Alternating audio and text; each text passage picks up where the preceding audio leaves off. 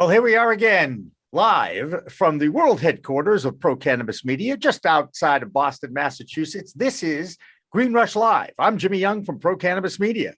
And joined every week by me, his trusty sidekick, David Rabinovitz. And we've got some great guests today, Jimmy. We always do, David. You know, one thing I think we should ask people to do is like, share, and subscribe to all of the Pro Cannabis Media content, especially on YouTube. We're only 78 subscribers away from 7,000. So I really hope that we can make a little bit of a drive here and see if we can get over that 7,000 mark. We've grown quite a bit over the last month or so, about 1,500 subscribers, and we've had 90,000 views over the last 28 days of our work. So we're very proud of that. And we're also very proud of the guests and the quality of the guests that we're able to attract every Friday afternoon. And we want to thank one in particular and a certain agency. It would be the NCIA, the National Cannabis Industry Association. We are members of that, and their Director of Government Relations, Michael Correia.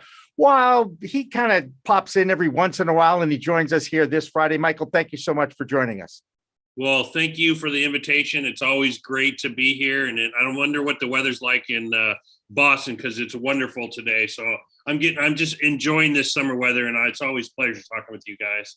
I think it's really, I think we all have realized how much we appreciate the time that you have in good weather outside, enjoying friends and family after the year and a half that we've all gone through as a country here. And I think that is why you're seeing a lot of increase in tourism.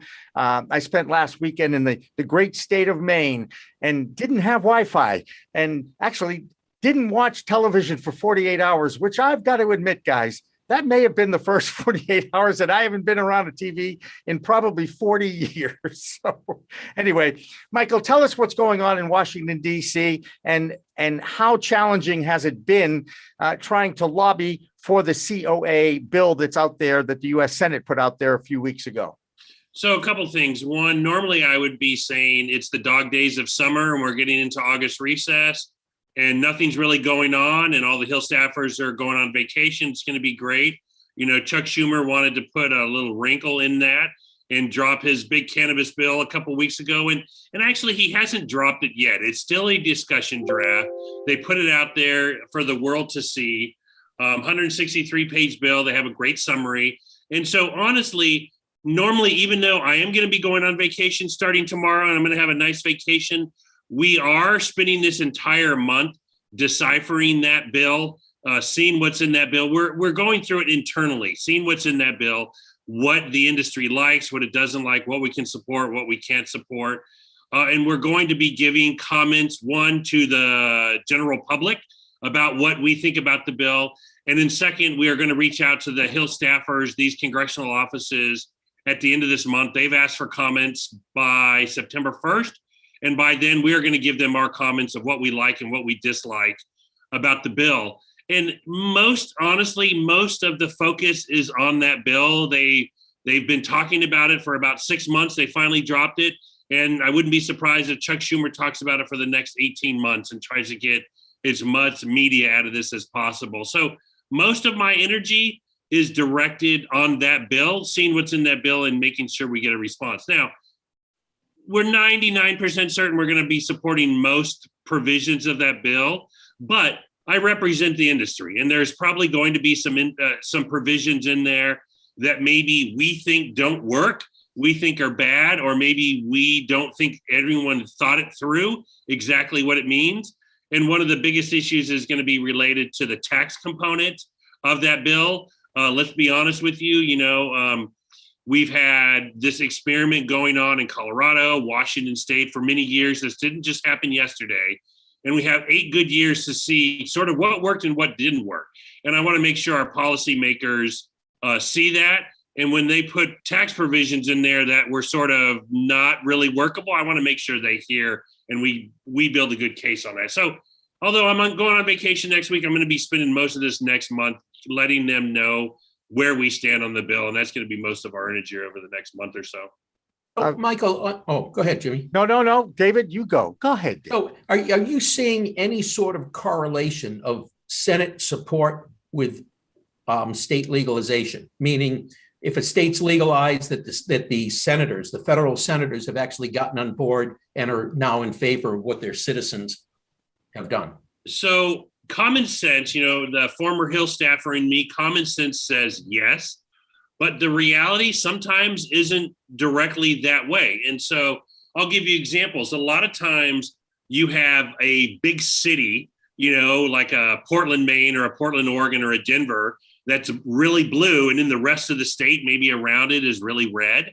Mm-hmm. And sometimes you have, Maine is a perfect example. It's been legal for a few years now. I mean, the initiative passed Maine, 4 or 5 years ago? Yep. And I can't say that Senator Susan Collins has been the greatest champion of that. She's sort of coming around to some of these issues. So I tend to agree with you. You would think that once a state legalizes, their senators would say, listen, this is legal in my state, I'm going to support it. But some of them are just really opposed to this issue. They don't really believe in it. And sometimes it's a little kicking and screaming. They come around to it, but it's not as straightforward as you would expect. And, you're starting to see, cannabis reform take shape in the South. You see it in Mississippi. You see it past Florida, overwhelmingly past Florida, medical, 70%. Or the Florida senators raising their hands saying, oh my gosh, I can't wait to get on this cannabis reform train. And so it doesn't line up as much as you think it would. It still tends to be a blue issue, a blue state issue. These senators, Democrats, get it more than others, but you are seeing this with the Schumer bill. Schumer says something, and then the next day you see Democratic senators line up and say, well, I'm not supportive of legalization, even though maybe it's legal in their state. So it isn't as directly related as I would hope, but it makes it a lot easier. A perfect example is Dianne Feinstein in California. It's one of the biggest industries in California. It's billions of dollars. It's been legal medical for 25 years, indirectly. It's been legal adult use for 3, 4, 5 years now.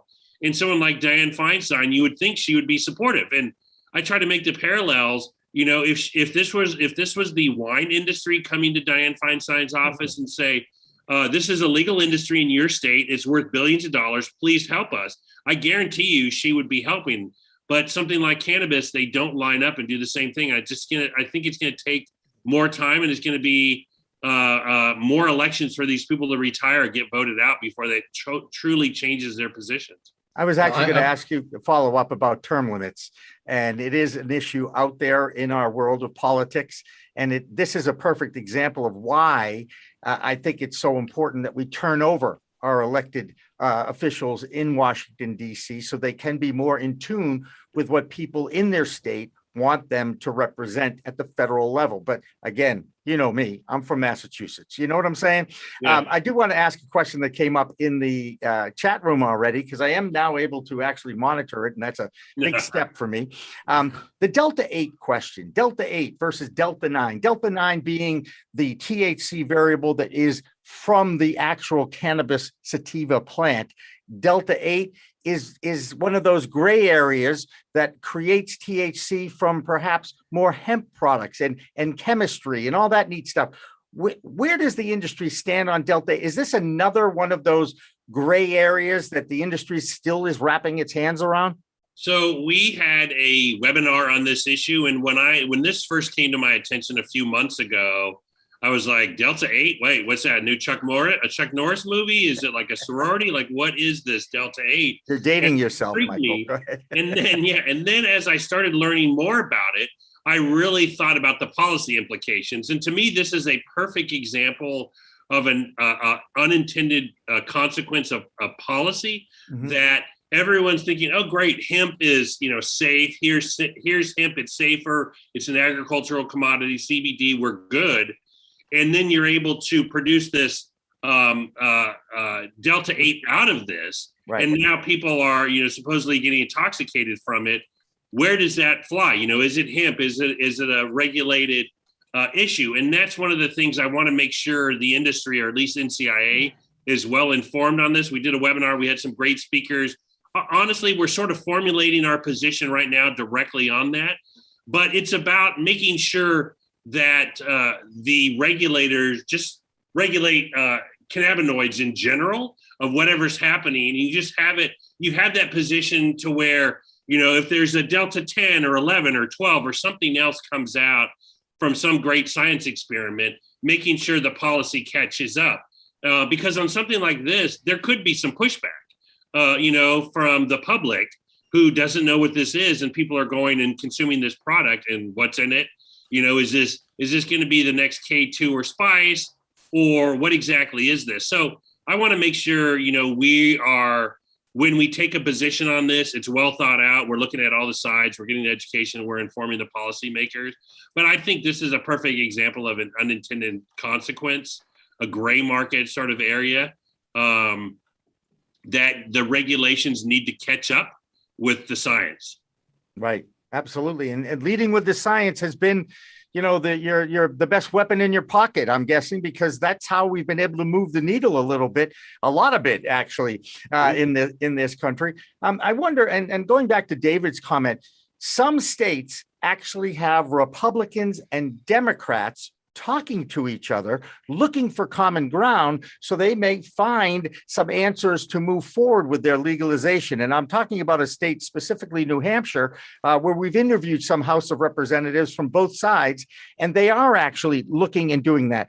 But you don't hear a lot of that from Washington, D.C., do you, Michael? So are you saying at the state level? At the state level, they're looking for answers. Yeah. Honestly, I hate to be a cynic, but it seems like more of the action is happening at the state level, where people have to solve problems and they have to work together to get the issues done. I've been in DC 25 years, and they just argue about arguing, and they never want to take a position. They never want to solve an issue, because like cannabis, it's an easily solvable issue. I think one, you can deschedule it. You can push it to the states, let the states work out a lot of these issues, because they're already working it now, getting out of the way. But people are still arguing about cannabis at the federal level when the states are already doing it. Like, to me, the discussion has already been going on for many years now. But I do see that more and more, where state policymakers tend to get together to solve problems, and federal people tend to get on their sides and just talk about the issues and campaign on the issues, but not truly get together and try to solve a problem. Yep. The Senate Appropriations Committee approved an amendment to the annual budget in 2022 that will allow the veterans to have access to, or at least have referrals be prepared for them if they go to the VA hospital. A couple of years ago, they tried this amendment before. It didn't get very far because of the bipartisan atmosphere in Washington, D.C. It was our lead story in our news. We talked to a local veteran who's been an advocate in the cannabis community here in Massachusetts, Stephen Mandilli, for a long time. He's actually encouraged that this time around, this actually may stand and will pave the way for veterans to have access to medicinal programs at the VA. Do you sense that might happen? So one, just to not get too into the DC Beltway policy weeds about what goes on in government, how our government operates, appropriations is something they do annually. So even if it passes, it can change next year and the year after. They have to do it every single year. It's to fund the government. In that, you have policymakers have the ability to write into legislation tying the hands of government, saying it can or can't do something, and you can actually have some fun with that. The problem is the budget process is sort of broken in DC, like a lot of things. Democrats can't agree with Republicans. Republicans can't agree with Democrats. House members can't agree with Senate members. And so a lot of times they just fund the government, and they say, you know what, we're just going to abdicate our responsibilities. We're just going to fund the government with whatever we funded last year, which is a continuing resolution, instead of doing a normal budget. So yes, the Senate did an appropriations, but it has to pass the Senate in the entire Senate, which is a rarity. They have 13 appropriations bills, so it's one. They have 12 more to go. And just for the House and the Senate to agree on something, it doesn't happen often. So yes, I'm excited. It's better than nothing. But until the House and Senate really start getting together, our official position on appropriations are until it starts moving, until this process isn't broken down anymore, like I'm not going to get too excited on something like this. And, we passed the Rohrabacher-Farr provision 7 years ago, which sort of tied the hands of DOJ, DEA, going after medical in states. We haven't done anything since. And that's not because we haven't tried. It's because the system's been broken down and they've not wanted to do anything. They've not wanted to add anything since then. And so until that system changes, with the Democrats in charge, it could be a little easier. But right now, I'm not holding my breath. And even if it passes, it's great, but it's for the next year and they got to fight it over the year after and year after and year after. And at one time it was our only vehicle, but now we're actually, talking about SAFE. We're talking about, this comprehensive reform, the MORE Act. So the discussion has changed in DC. David, you got a question? Because I do, if you don't. Well, I'll let you go because my question, we've sailed past that particular topic.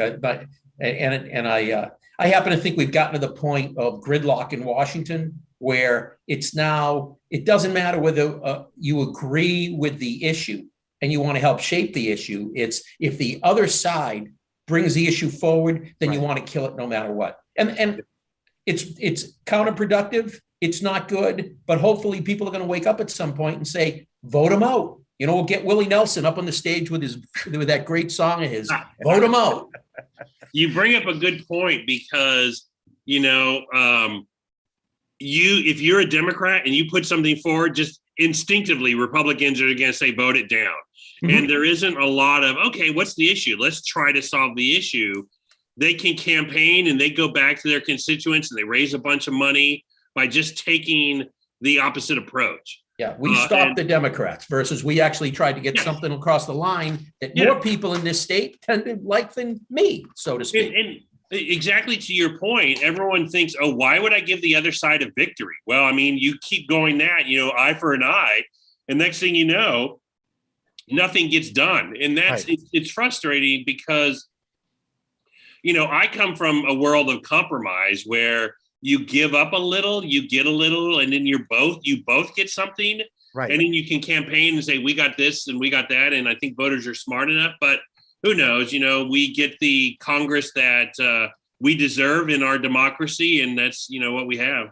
Yep. Well, I really think that it was Schumer's plan. That's why he went for the home run, the grand slam, legalization, the whole administrative and opportunity act that they put forth with the expectation that there might be some give and take, but that may be naive to think that these two sides could actually find common ground. And I just wonder what the fallback strategy may be of the leading Democrats in the Senate if they find that this is a complete stalemate. Any idea on that? So on that, strategically, I totally agree. I think this is a political document. If you want to solve cannabis at the federal level, you need to be bipartisan on some level. Right. For the most part, for something to get through the Senate, you need 60. So that means you're going to need 10 Republicans minimal to get something. And let's make it a home run. Let's get 15 Republicans. So to me, if Chuck Schumer wanted to solve this issue, he would find 2 or 3 Republicans and sit down and say, hey, guys, what works? Right. And then drop a bill. Okay, you drop a bill with Schumer, Booker, and Wyden. Who's the Republican that's going to get on this bill? Right. Just start lining up. And I could go through a list and I don't see anyone. So to me, is it a campaign, a political document that he's showing that he's just going to campaign on, or does he really want to solve the issue? And on the House side, you saw Dave Joyce from Ohio drop a bill that deschedules and addresses a lot of other issues. At least the House and Dave Joyce are trying to do something to have a discussion point. And like, hey, what can we get 218 members of Congress, 60 senators, and the president to agree on? And that's the discussion point. It isn't just political, scoring political points. I want to make sure like we're moving the policy needle. And that was really frustrating seeing Cory Booker come out there and say, oh, I'm going to do everything in my power to stop an easy safe banking bill pass. What's so easy about safe banking? We've been working on it for 8 years. It still hasn't passed. We have 9 Republicans co-sponsor. Like, it isn't easy. It's a lot of work. It would move the chains, and it would help a lot of small businesses get access to finance. And I think it helps the cause. So I think it's a little annoying when he does something like this, because I don't think it furthers the cause. So to your point, what can we get over the finish line? SAFE's a perfect example of what we can get over the finish line. It's bipartisan. We have the votes. We have the numbers. It's been around. Like, let's focus on that and comprehensive reform at the same time, which we're supporting. Isn't descheduling, if you take it off one and you either completely remove it from the controlled substances world, or there's a Schedule 3 that may be available too, that could open up the banking. So if you deschedule it, isn't that a counter effect that you would also have banking? So, I mean, there's rescheduling, put it into 2, 3, 4, 5, Yep. Which we're not supportive of. Right. If it was in 3, the 280E provision doesn't apply. And I think safe banking would be easier because of where it's scheduled. But let's be honest, we're not going to be better off in a world where cannabis is Schedule 3 drug. We're better off in a world where it is delisted, but then we regulate it however we want to regulate it. And we have good, strong regulations in place. And it's like alcohol, to where alcohol is regulated, but it's not looked upon as a drug.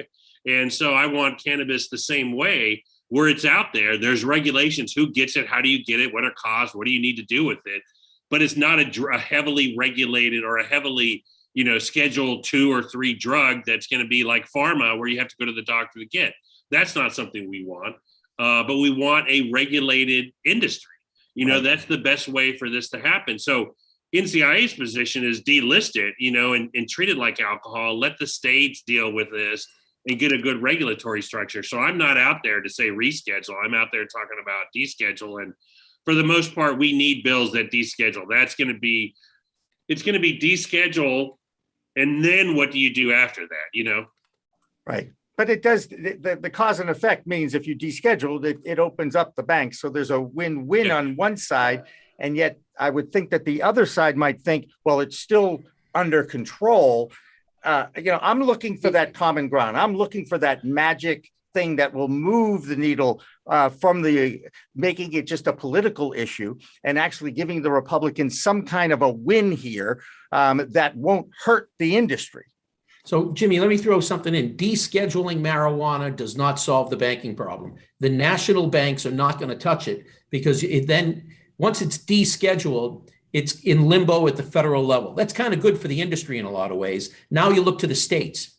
And that means that if it's legal in Massachusetts, but it's illegal in Nebraska, no national bank is going to touch it if they have offices and do business in Nebraska, which in some ways it's a nice thing, because it means the small local banks will jump in.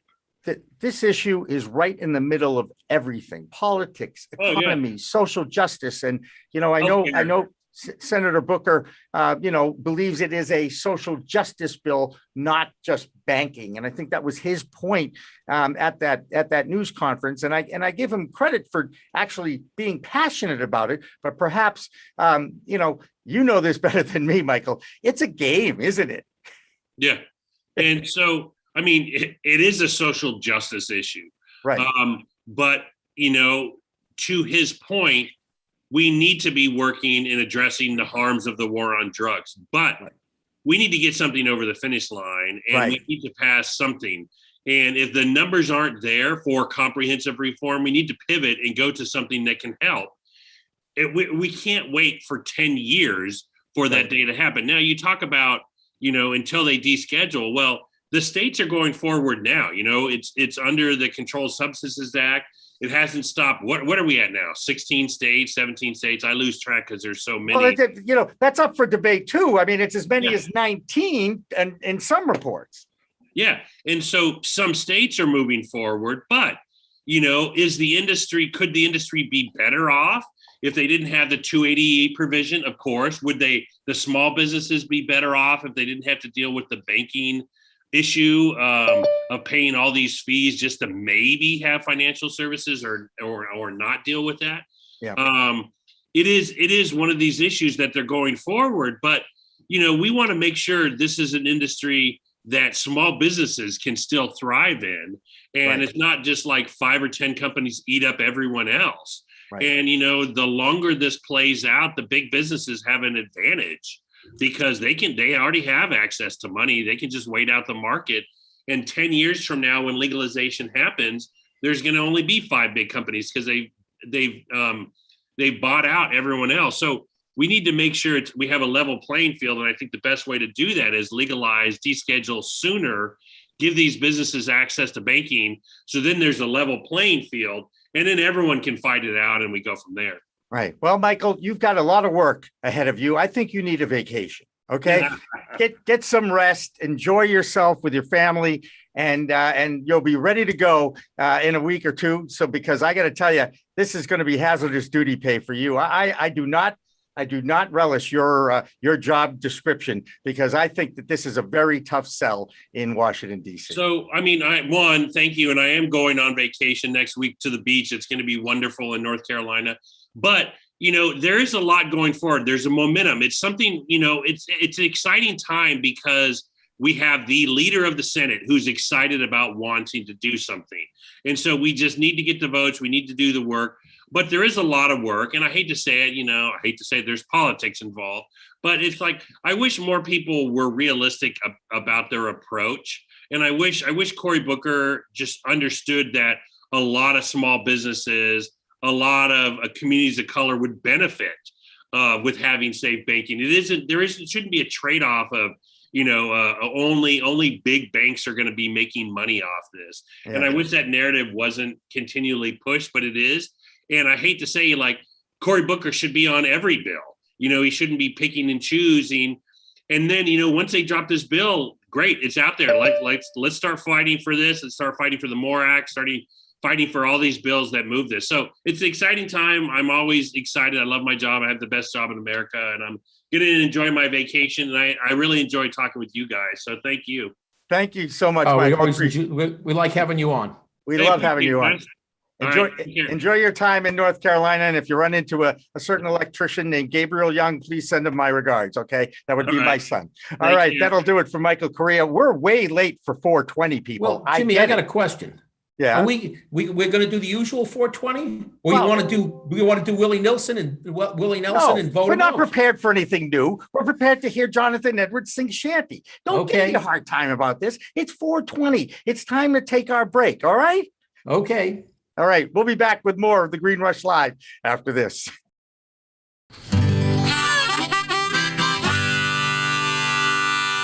Yeah, this is a tune that I wrote back in 19...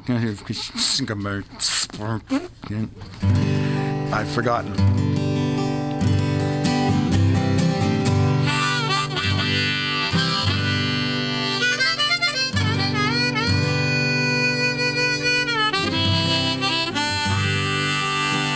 We had a saying in our old band, one of my first bands in 1966 or so. What are you going to do tonight? Oh, just... like every other night, just going to lay around the shanty and put a good buzz on.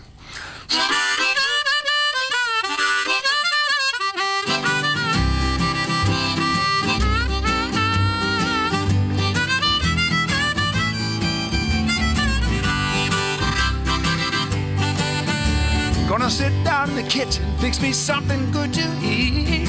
Make my head a little high, make the whole day complete. Gonna lay around the shanty, oh mama, and put a good buzz on. Pass it to me, baby, pass it to me slow. We'll take time out to smile a little before you let her go. We're gonna lay around the shanty, oh mama, and put a good buzz on.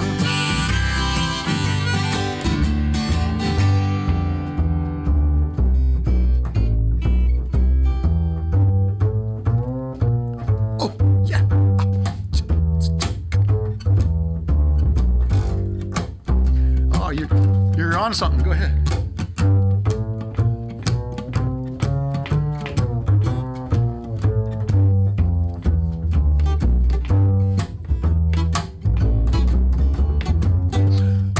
Rick Brodsky, everybody.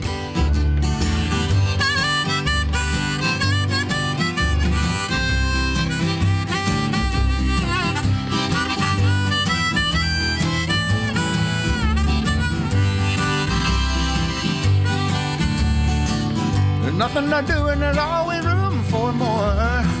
Fill it, light it, shut up and close that door, baby. We're gonna lay around the shanty, mama, and put a good buzz on. Take it, okay.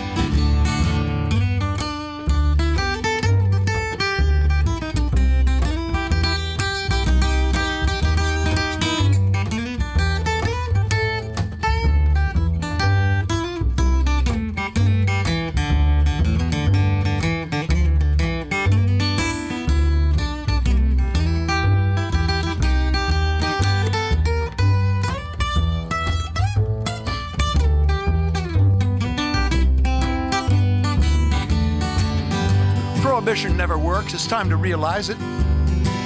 It grows in my backyard, it's time to legalize it. We're gonna lay around the shanty, mama, and put a good buzz on.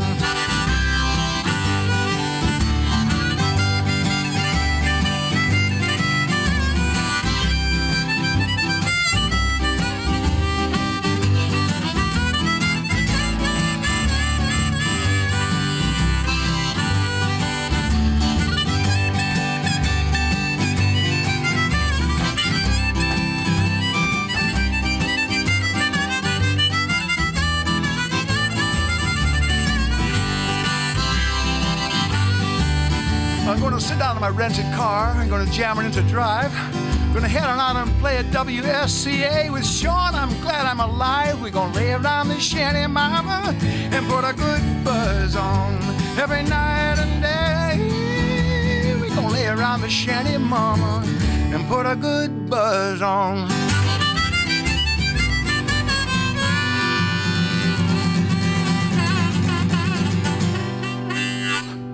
Pro Cannabis Media Programming and PCM TV is supported by Revolutionary Clinics, Massachusetts' #1 medical dispensary where the patient comes first, and by Salient Systems for Video Surveillance. You've got regulations, Salient has solutions for your security needs. And by Accounting Buds, your #1 CPA specialist for the cannabis industry. And by Artery Pay, easy, cheap, fun, and legal, just like cannabis should be.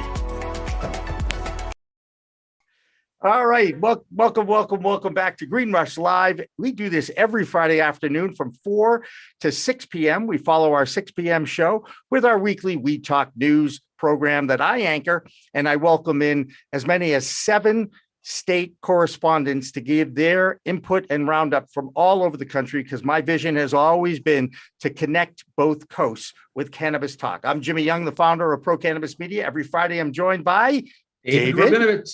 There he is. And David did a fine job last week, as did Kurt Dalton, filling in for me. So I actually got to enjoy a day off in the great state of Maine. Joining us here on this half hour are 3 distinguished gentlemen. One is Will Luzier. He's the Director of Compliance for Tudestr. He's an attorney, and he's a good friend of Pro Cannabis Media. Will, always good to see you. Thank you again. Omar Sacirbey from MJBiz Daily, one of our favorite outlets, is also here with us. Omar, good to see you again. Good to be here. Thanks. And we want to welcome a rookie to the program. His name is Randal Meyer. He's the Executive Director of the Global Alliance for Cannabis Commerce. Now, Randal, explain to me exactly what you do and what the Global Alliance for Cannabis Commerce is all about. Awesome. So the Global Alliance for Cannabis Commerce is a trade organization for cannabis businesses in the space. We represent a number of businesses from DNA Genetics to Urban Leaf to Raw Garden, for something that most viewers might be familiar with as a particular brand. Our job is to try to improve the business conditions for the cannabis industry federally. Right now, I think we can all agree that the current condition of federal laws is not conducive to the growth of the cannabis industry. It is just not intended to help it in any way whatsoever. So our job is to try to turn it exactly the opposite and make sure that both parties are focusing on helping out our industry and advancing as much as we can for not only the industry interests, but also the criminal justice interests, because that does get wrapped up in there. I get asked all the time from Republican members when it comes up, why does the criminal justice interest come in from an industry advocacy organization? And the answer is everyone's still violating the federal law. You can hear some sirens in the background, and that's the motorcade coming through for Washington, D.C., where I am. But a lot of the viewers in the show might know those sirens for an entirely different sound, and it's not something that's used for conducive business environments. So we work to make sure that the Republican Party understands that businesses, even businesses in their states, businesses they're taking political support from, are businesses that are doing the same crimes that they're concerned about from a criminal justice perspective. And that really helps advance that sort of conversation. So those are really what we work on from GACC. We work on making sure both parties get that we need a vibrant, competitive American industry that has a sensitivity to its history and criminal justice issues. Absolutely. And that's awesome. And Omar and Will, I'm going to get comments from you about that COA bill that the big three of the U.S. Senate on the Democratic side introduced a few weeks ago. Omar, I'm sure you have perused all 163 pages, and you probably picked out a few things that you're saying, are they nuts? What's your impressions of that bill? And the million-dollar question, of course, is, does it have any shot? And what might come out of this? Sure. So it's, I think on the one hand, symbolically very positive, because we're seeing, one of the most august bodies in American politics and American society significantly move the needle on legalization. Even if it doesn't pass, this is a major step. Granted, there have been other proposals that have gotten some traction. We had the MORE Act several months ago, a year ago, give or take. That was a big push forward. A lot of people would argue, rightfully, I think, that this is a more substantial push just because of the timing and who it's coming from, Chuck Schumer, and just all the publicity that it's been getting. So again, symbolically, a very positive step. My opinion, boy, that's hard to relate. I can say what some other people have told me what they think about it. There is, a lot of concern about a few things in there. I think most notably is the tax rate. I think we're looking at something that's going to go up to 25% over something like 5 years. And if the idea, or if one of the ideas of legalization is to get rid of the illicit market, a 25% tax rate is not going to do that. And the MORE Act that I just mentioned a minute ago, I think the top tax rate on that is something like 8%. You'll have to check out articles from my excellent colleague, Jeff Smith, who has been writing about that and has the precise numbers. But that's a huge difference. So I could go on for a long time about the tax rate. You look at other states where, again, the tax rates are high. You see that the illicit market still thrives there. California, Oregon, even in Washington State, where I think it's, when you put everything together, we're looking up, something past 20%, maybe as close as 30%. So again, bottom line, a tax rate like that is not going to help get rid of the illicit market. And it's also going to be bad for businesses. And just one last word on taxes. A lot of good news, it's being received rightfully as good news that 280E is going to be eliminated with this. But again, with the 25% tax rate, whatever gains there are from getting rid of 280E, they're going to be lost again with that tax rate. Yeah, I wouldn't be surprised, Omar, if in fact, when they were sitting down and crunching the numbers, that's exactly what they looked at. They looked at 280E and said, oh, well, they pay so much under that tax provision, we can throw on more taxes. All it told me, 100% agreed. The individuals in the Senate who are proposing and pushing this bill understand so little about the marijuana industry, it's almost laughable that they put the bill together. Right. Yeah, Well, it's one of the reasons why the NCIA exists, the NACB exists, and also Randal's group as well. Will, I want to get your opinions, your feedback, what you see. And as someone who understands the importance of leverage, what is the leverage that the Democrats might have here where they might be able to find some common ground on the other side of the aisle? I'm not sure that's going to happen.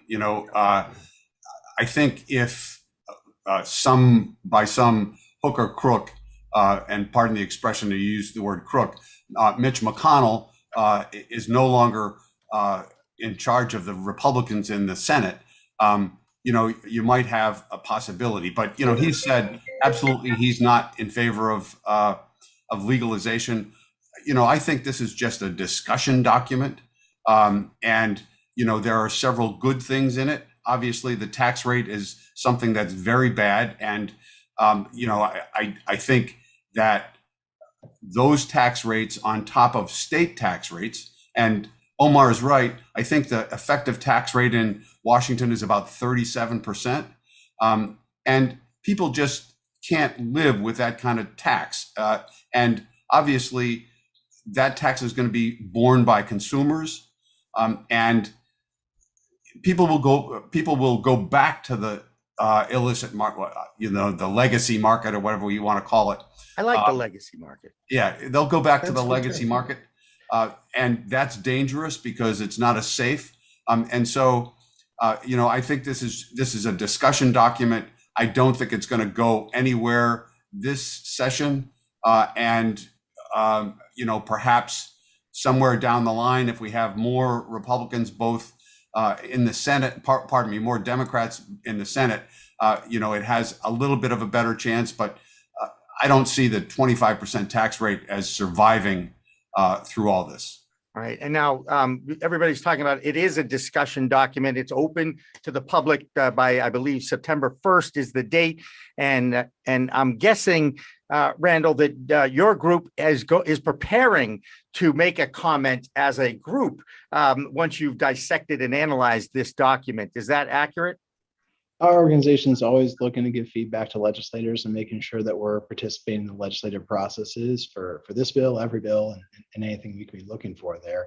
I know that a lot of our focus is drawing attention to barriers to entry concerns and making sure that we're helping small businesses and helping to make sure that we transition into that federal scheme with a true predictability so that everyone knows what to expect, when to expect it, and frankly, that we're in a position to finally compete with the legacy market as we describe it here. From a California business perspective, there's 3 million legal pounds in the market, give or take a year, and then there's 14 million pounds in the legacy market that gets exported out of the state every year. I know that everyone in my industry is interested in competing with that group of people exporting out those 14 million pounds a year from the same state. That right now the federal government's the only barrier to them competing with. I recently read an article by a law professor at Vanderbilt. I'm trying to remember his name. At any rate, it was about the Interstate Commerce Act, and it's his opinion that the balkanization of cannabis commerce in the several states his name is Mikos, Professor Mikos. You can look it up. And it's his opinion that the balkanization of cannabis commerce in the several states is violative of the Interstate Commerce Clause.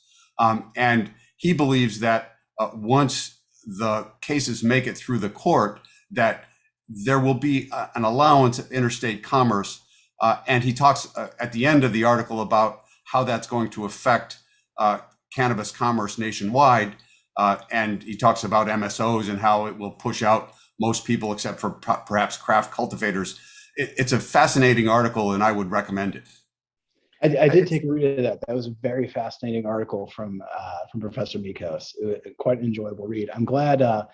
So I'm a lawyer by trade, and my background before I got into cannabis work was in constitutional law. I did Commerce Clause work. I was an academic on that ground, and I'm glad that now academics and industry is paying attention to those Commerce Clause implications, because that's completely correct. Once it's federally legalized, the Commerce Clause applies, and there's free trade between legal states. That is the baseline of American commerce, and that balkanization is very destructive for long-term interests of the United States. In fact, it's this exact economic issue is why we transferred from the Articles of Confederation to the modern Constitution over balkanization, different standards and weights, and an inability for America to compete with foreign commercial interests over the long run.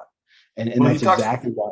Yeah. Yeah, and he talks about the interests of the various states in establishing their own commerce. You know, he says one of it is one part of it is economic protectionism, another is protecting the public health, and those are certainly important aspects for each state.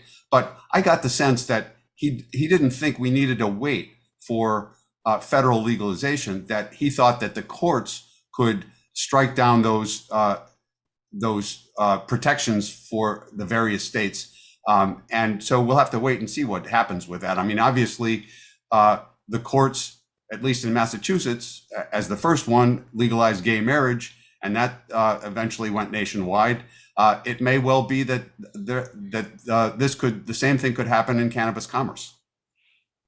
Yeah, that would be a fascinating development. I know there's a group out in Oregon, I believe it's either the Oregon Craft Cannabis Association or something along those lines, but they're working on this issue. And I believe some Northeastern governors have also spoken about the possibility of some kind of at least regional cross-border cooperation. That was a while ago. I don't know how long that, how much off the ground that conversation got, but you know, there have been conversations about that. And I think that would be a fascinating prospect if there were interstate commerce before federal legalization. It almost might be preferable when you think about the potential of the federal government mucking up federal legalization. In almost some ways, a lot of people feel it would be preferable to leave this in the state's hands to a large degree.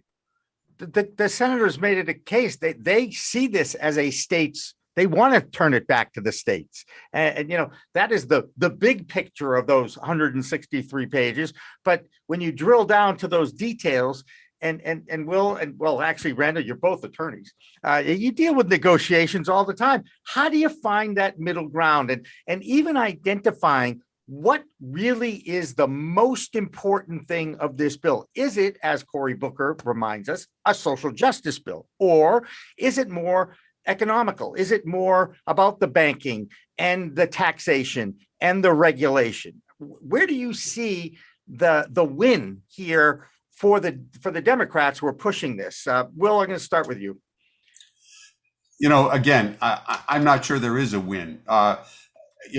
Randal works with the federal legislation. I've worked for more years than I want to count, 13 and a half years in the state legislature.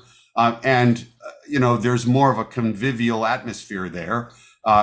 Also, we have so few Republicans in both houses of the legislature that, you really don't have to talk to them if you don't want to.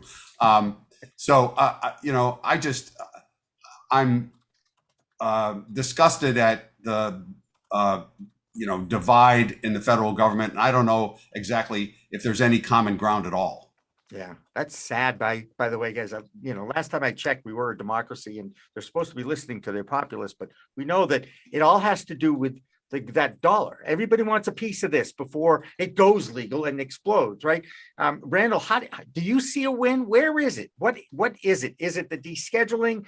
Is it the taxation? Where is there a middle ground anywhere in this? So I see the win as being a comprehensive bill. I think that at this point, with where the majority leader's position, where the politics and the polling are trending, that is becoming the most popular outcome day by day. Regulated like alcohol polls at 70, 80%, depending on your state and nationwide. Regulated and taxed federally polls very similarly. There's just a lot of general consensus for having the same scheme from a consumer perspective that they can for going to a liquor store and buying a bottle of liquor. They understand they don't want it in your children. They don't want it advertised towards children, but this is an adult use product. This is also a medical product where it can be medically controlled, and it needs to be controlled in that manner. That's where the polling is trending. Now, politicians are usually behind their constituencies. They like for the constituents to push them to a position, especially as I find it kind of on the Republican side of the aisle, my side of the aisle, like to make sure the constituents are moving in there. And that is increasingly happening. I mean, if we look at the largest expanding population for medical patients, it is the over 65 community in the state of Florida. And that is a very large, traditionally conservative voting bloc. That is going to influence how these politics play out. So I see the long term of this being, yes, a comprehensive descheduling bill, and something where these tax rates do go down, because those numbers are insanely high. I work with the Cannabis Freedom Alliance on its steering committee, and our recommendation is that there's a total rate of 15% ever as the highest rate that you can put on products, because we are talking about competing with the legacy market. There is a vibrant legacy market in interstate trade all over the United States, and we have to put our legal industry in a position to compete with it. It's that simple. And increasing barriers to entry with too much FDA regulation is something that we want to make sure that we're fighting against, because that doesn't help small businesses. It doesn't help social equity businesses that are undercapitalized to have to pay $400 and change a square foot for an FDA facility off the bat. And those are those details you're getting to that we're trying to make sure we focus on this bill, because the win was the day the majority leader introduced the bill. The public perception where the country is ready to be, that was a huge change. Now we're talking through the details and working to get to 60 with the other party, and that's a whole different political position than we were even 12 months ago.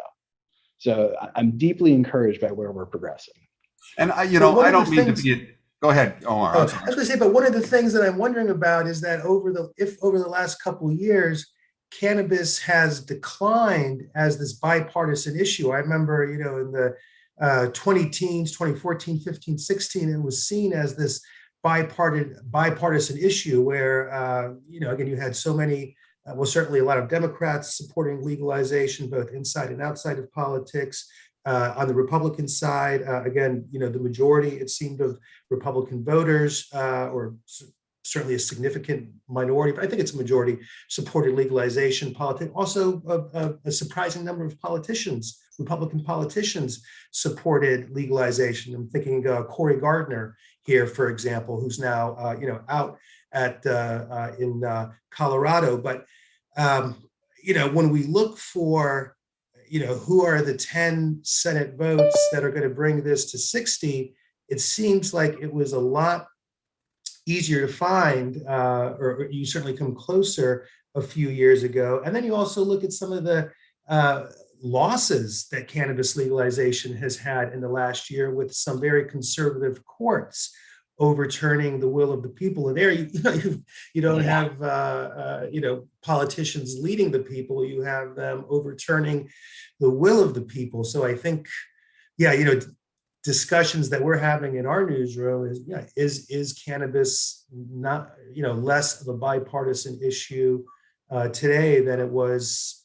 a few years ago? And I don't know, I'd be interested to hear what panelists say about that. I mean, do we have any hope of regaining some of the Republican support for legalization that seems to have evaporated? Well, I think. Sorry. Oh, go ahead, Will. No, you go. It's always brains before looks. I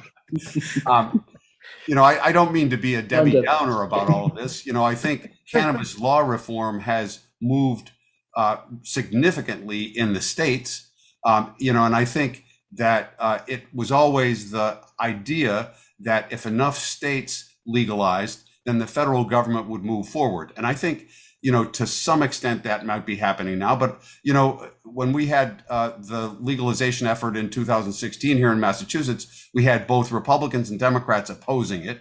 One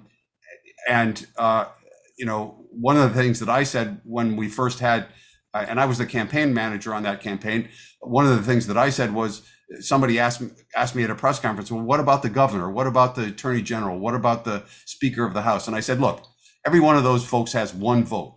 And we're just going to put it on the ballot and make sure that everybody understands what the issues are, and we'll see how it comes out the other end. Yeah. And of course, when cannabis is on a ballot question, more people show up to vote than ever before. And to me, that should be something that enters into this equation at some point. But Omar, I'm going to answer your question about what has changed over the last 4 or 5 years. Okay. We have more hate and division in this country right now than I've seen since the 60s. And I was alive in the 60s, and I saw riots, and I saw horrible things as I was growing up. I saw my leaders shot. Okay. We survived that, but we're here 50 years later, and we're still seeing more division than we've ever had. And I'm afraid of that. And I see that cannabis is right in the middle of it. In fact, one of the things I say, guys, is can't we all just sit around a campfire, pass a joint, have a drink, and talk this whole thing out? Because every adult knows that this is an adult product. You're right. The fastest growing demographic users of this plant now is the 50 plus community, the wellness community. You mentioned 65 and in Florida. It can improve your life as you get over. It helps with chronic pain. It helps with anxiety. These things, the problem I maintain, and Randal, you said this magic word, you said advertising. And now advertising is one thing that's a paid message. To me, the lack of a public service message opportunity to talk about, and this happens in the media, the benefits of this plant. You don't have that. So you're still battling the old school and that old reefer madness passion for the other side. How are we ever going to educate the whole world, if you will, about what this plant can do for you from a beneficial standpoint? And look what's happened in Montana. Now, granted, I understand Montana is not a very big state, okay? But you've got a guy there in the state that's regulating no advertising at all for cannabis companies. Now, we're going to let you build a website, but you can't advertise and put your messaging out on social media, and you can't put it out on billboards, and you can't put it out on TV and radio. I mean, how are we going to educate the public that perhaps isn't as enlightened as those on this panel or those on the Democrat side, because they are enlightened enough to see the benefits and how it can improve society? This is my frustration. You guys know this about me. This is why I started this darn network in the first place. We have to have a voice. The people of this industry need a voice to share the frustrations about our government right now, because they're not governing. And David, I think you brought this up. If you say right, I'm going to say left. If you say yes, I'm going to say no, just because we're on opposite sides of the aisle. Yeah. That's not progress, people. Okay. That doesn't make any sense to me. I rant. I apologize for that, but I get so wound up when I hear the frustrations in all of your voices about the lack of government that's going on right now. And this bill's right in the middle of it. I don't know where we're going to go, to be honest with you. I do know that we're up against the clock a little bit. And I wish, I'll be honest with you guys, I don't rarely do this, but I'm going to extend an invite to any of you, if you'd like to stay on, to join the editor of Leafly, Bruce Barcott, and or Walter Sullivan, who is quite the, Will, I know you know who Walter is, and Omar, I bet you do too. Randal, he's a character up here that was involved with the Alcoholic Beverage Commission for many years. He was involved in the Question 4 committee, I think, in some capacity, Will, wasn't he? Yep. So he'll be joining us. So if you guys want to join us and carry on, you can. If you have another engagement, that's okay. We are up against it right now, so I'm going to take a break. If you can't come back in, you're always welcome here. Okay, every one of you. Wait, David, your hand is up, or is that just your finger? No, that was Jimmy.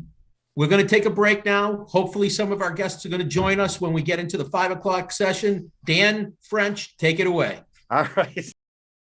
Hi, I'm Jimmy Young from Pro Cannabis Media. And when I started Pro Cannabis Media 2 years ago, I wanted to make sure the cannabis industry had a professional outlet to share their stories in their own words. Now, since it all started with my podcast In the Weeds 3 years ago, I've done over 250 interviews. I've met some incredible people with a shared passion for this amazing plant. And I can't tell you how many times I've heard the line, cannabis has saved my life, cannabis has changed my life. Well, now it's your turn. We want to give you a chance to tell your own story. It doesn't even need to be related to the medicinal power of this incredible plant.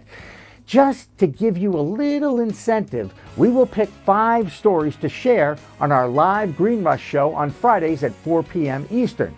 If we share your story, you automatically get one of our t-shirts with that closing line I use all the time. It's a whole new world of weed. But as the legendary Billy Mays used to say, that's not all. One of those finalists will win one of these really cool full-story cannabis storage units. It's a great way to store your cannabis in their food-grade aluminum containers. It's award-winning, child-proof, smell-proof, and has a solid contemporary design. It's a $220 value, but you can win one if we pick your story and feature it on our show. Yes, we will pick one of those 5 finalists, and they will receive this $220 value absolutely free. Now, we ask you to keep your story to under 90 seconds on video and less than 500 words in text. So come out of the cannabis closet and tell us your story, and you could win with yourstory.com. Just go on to procannabismedia.com and sign up today. You might even join us on one of our shows.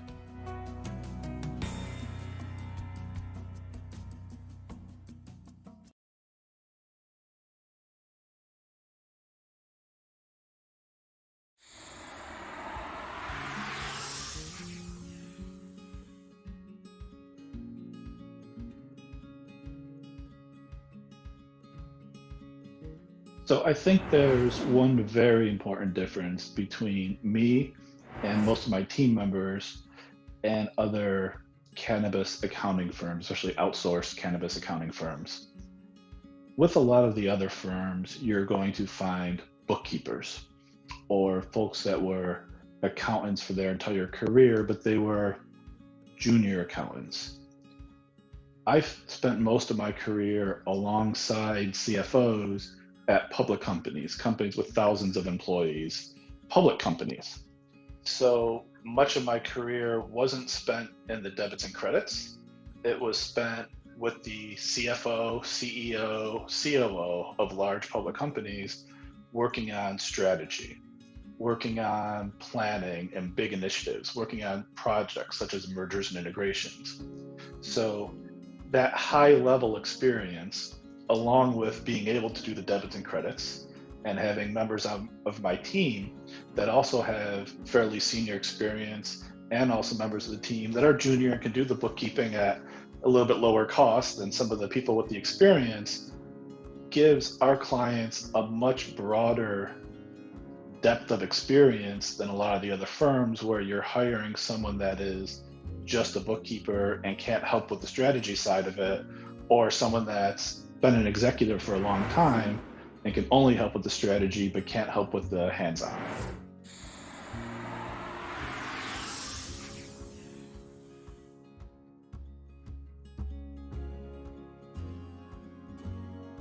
Pro Cannabis Media Programming and PCM TV is supported by Revolutionary Clinics, Massachusetts' #1 medical dispensary where the patient comes first, and by Salient Systems for Video Surveillance. You've got regulations, Salient has solutions for your security needs. And by Accounting Buds, your #1 CPA specialist for the cannabis industry. And by Artery Pay, easy, cheap, fun, and legal, just like cannabis should be. And we're back. Hey, you want to do that in harmony, David? 1, 2, 3. Okay, 1, Welcome back. 2, 3, and we're back. It's impossible. All right, this is the, let's see, are we in our third half hour? We are, of the Green Rush Live. We're here every Friday afternoon talking about cannabis, the business of cannabis, the issues in cannabis. I'm Jimmy Young from Pro Cannabis Media, and I'm always joined by David Rabinovitz, who's presently confused at the third half. It sounds like Reaganomics from the 1980s. I think I said the third half hour, didn't I? Did I forget putting the hour No, in you there? didn't. You didn't, Jimmy. I'm just Sorry picking about on that. you. Third, you could do that. Most people do. And I don't mind it as long as I can bring a smile to people's faces. Joining us with a smile on his face on a regular basis is an old friend, Walter Sullivan, attorney and someone who we enjoy his personality and his passion for the craft. Walter, thank you so much for joining us. In this Jimmy, half I got to hour. tell you, the late, great Ed McMahon has nothing on Davis. That's right. Absolutely not. And I worked with Ed McMahon's nephew at NECN, a gentleman by the name of Bob McMahon, for many, many years. That being said, I just throw that out there. Omar, you've agreed to stay for a few minutes, and I immediately want to go to a comment in the chat room that we are monitoring. And it was a great point by Lucky Jack. Denny Brock Lucky Jack. He talks about how the prison system and law enforcement really want to keep cannabis illegal at the federal level because it feeds on each other. That also leads right into social justice as an initiative. And that's why Cory Booker is so passionate about this. Omar, your reaction to that? I mean, that's a very, very good statement and very has a lot of weight to it, don't you think? Sure. I think there's a certain element of truth to that, and it's disturbing. The fact that people sort of see other human beings as a commodity like that. The thing is, though, that I think there, as disturbing as that is, I think there is, at least some law enforcement people out there that just realize how wrongheaded that policy is. First off the bat, just on from an ethical, moral point of view, but also just from if you're a patriot, like a lot of these people, I think, presume themselves to be, you're going to want to do things that strengthen the economy, that let people, be the most that they can be. A lot of these law enforcement types have sort of the mentality, the sort of, pull yourself up by your bootstraps kind of thing. And that's, it's all fine. But there's a lot of people that are willing to do that, are talented enough, hardworking enough to do that via cannabis, but a lot of people are not letting them do that. So, I think the comment that was made, there's truth to that. I just hope that there's a growing number of law enforcement people out there that realize, again, just how much that undermining good business is really anti-American. Absolutely. Walter, I'm sure you have a comment on that as well. I mean, Jimmy, as a former prosecutor, we used to make a lot of money arresting drug dealers. It truly was a moneymaker. The federal government would give us 85% of the take. We'd be able to keep it. So you got $1 million bust. Same, the state. I mean, it is a way to make money. It did better than narcotics units, did better than community policing units because of the money. But I think law enforcement, as Omar said, started looking at it. I mean, we were putting people in jail for mandatory minimums for drug arrests. But violent criminals were let go because we didn't have room. Criminal justice reform has to happen, especially when you're dealing with things such as cannabis. You just can't justify putting someone in jail for that kind of time. You can't justify as it being declared a Schedule 1. It just doesn't make, because it does have good health aspects to it. Right. We were talking about that very thing in the last half hour. Okay. Walter, we haven't gotten your opinion about the COA bill, the bill that was put forth by the U.S. Senate as a public discussion. And by the way, thank you, Senator Chuck Schumer, for basically giving us an opportunity to talk about it, which I personally love to do, as you know. Walter, what's your feedback on it? And is the one item the same target that I keep hearing, that 25% federal tax is way too much? As you know, we had prohibition. It was a great failure for tax purposes. Yep. I think, federal government's looking at the money side of this. I think the other side they look at it is that there are a bunch of bills pending relative to the 10th Amendment over the years. Let the states decide. And I think this is what the bill does. It automatically, which every state should have done, automatically expunges records. It provides incentives to states and local communities that do automatically expunge. I think it goes a long way in addressing issues. As to the tax up to 25%, I just don't know whether that's right or wrong. I mean, Massachusetts, we're at 20 total. How much money is left to actually get people and pull them up to be successful is hard to figure that out when you think about the taxation.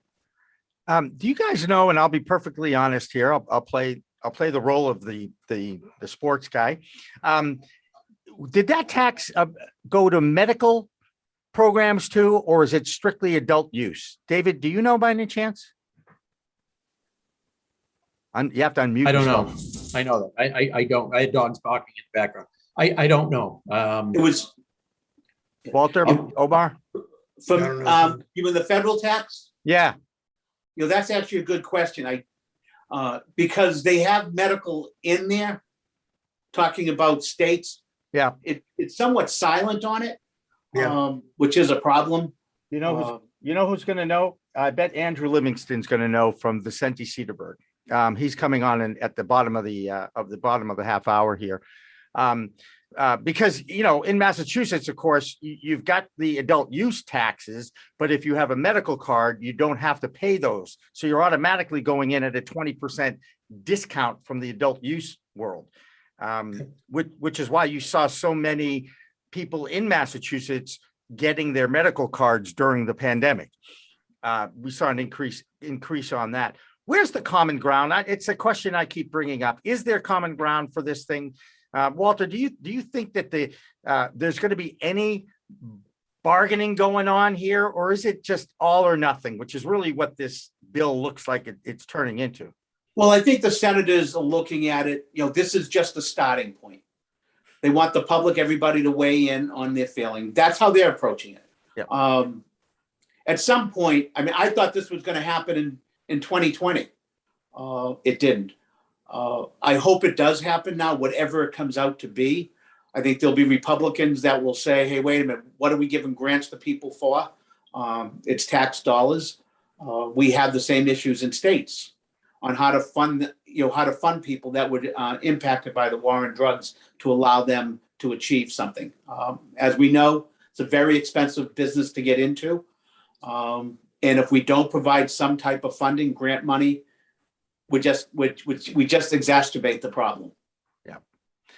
Omar, I know you have to bow out. It's coming up on that 5:15. I just want to thank you for joining us. Always a pleasure. And I know one day we'll sit and we'll see a football game together. And I mean a soccer game, That sounds good. Thanks for having me on. I really appreciate it. Good. Always good to see you. Good to see you too. And of course, we can look for you on MJBiz Daily, and I'm sure we'll see you at MJBiz Con coming up this fall as well. Correct? It is happening. The countdown is on. Yeah, I'm excited. In fact, I ran into Tess Woods last weekend, and she wants to make sure I have my press credential in already. And I said, yeah, I'll take care of that. Don't worry about it. There you go. There you go. I'm glad you're going to make it. Yeah, you bet. You bet I will be there. Thank you so much, Omar.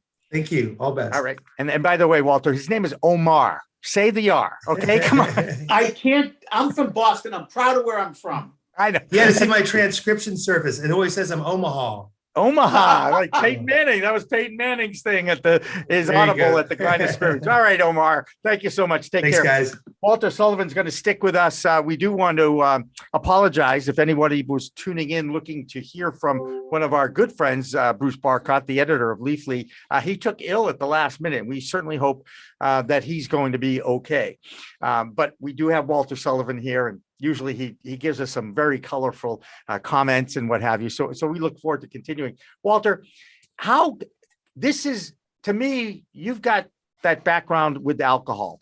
Getting people to understand that if you consider cannabis and alcohol as adult use products, I think most people would like to see it being treated the same way. Is that something that we're seeing in this federal reform bill? Are they looking at it to run it like alcohol? And I believe they're moving it under the regulations and the administration of the Alcohol Beverage Commission. Am I right on that? Well, yeah, under federal tobacco. Yeah. I wish they didn't have it under the FDA because we saw problems with moving hemp forward and how the FDA has made it very difficult to create CBD products. Yeah.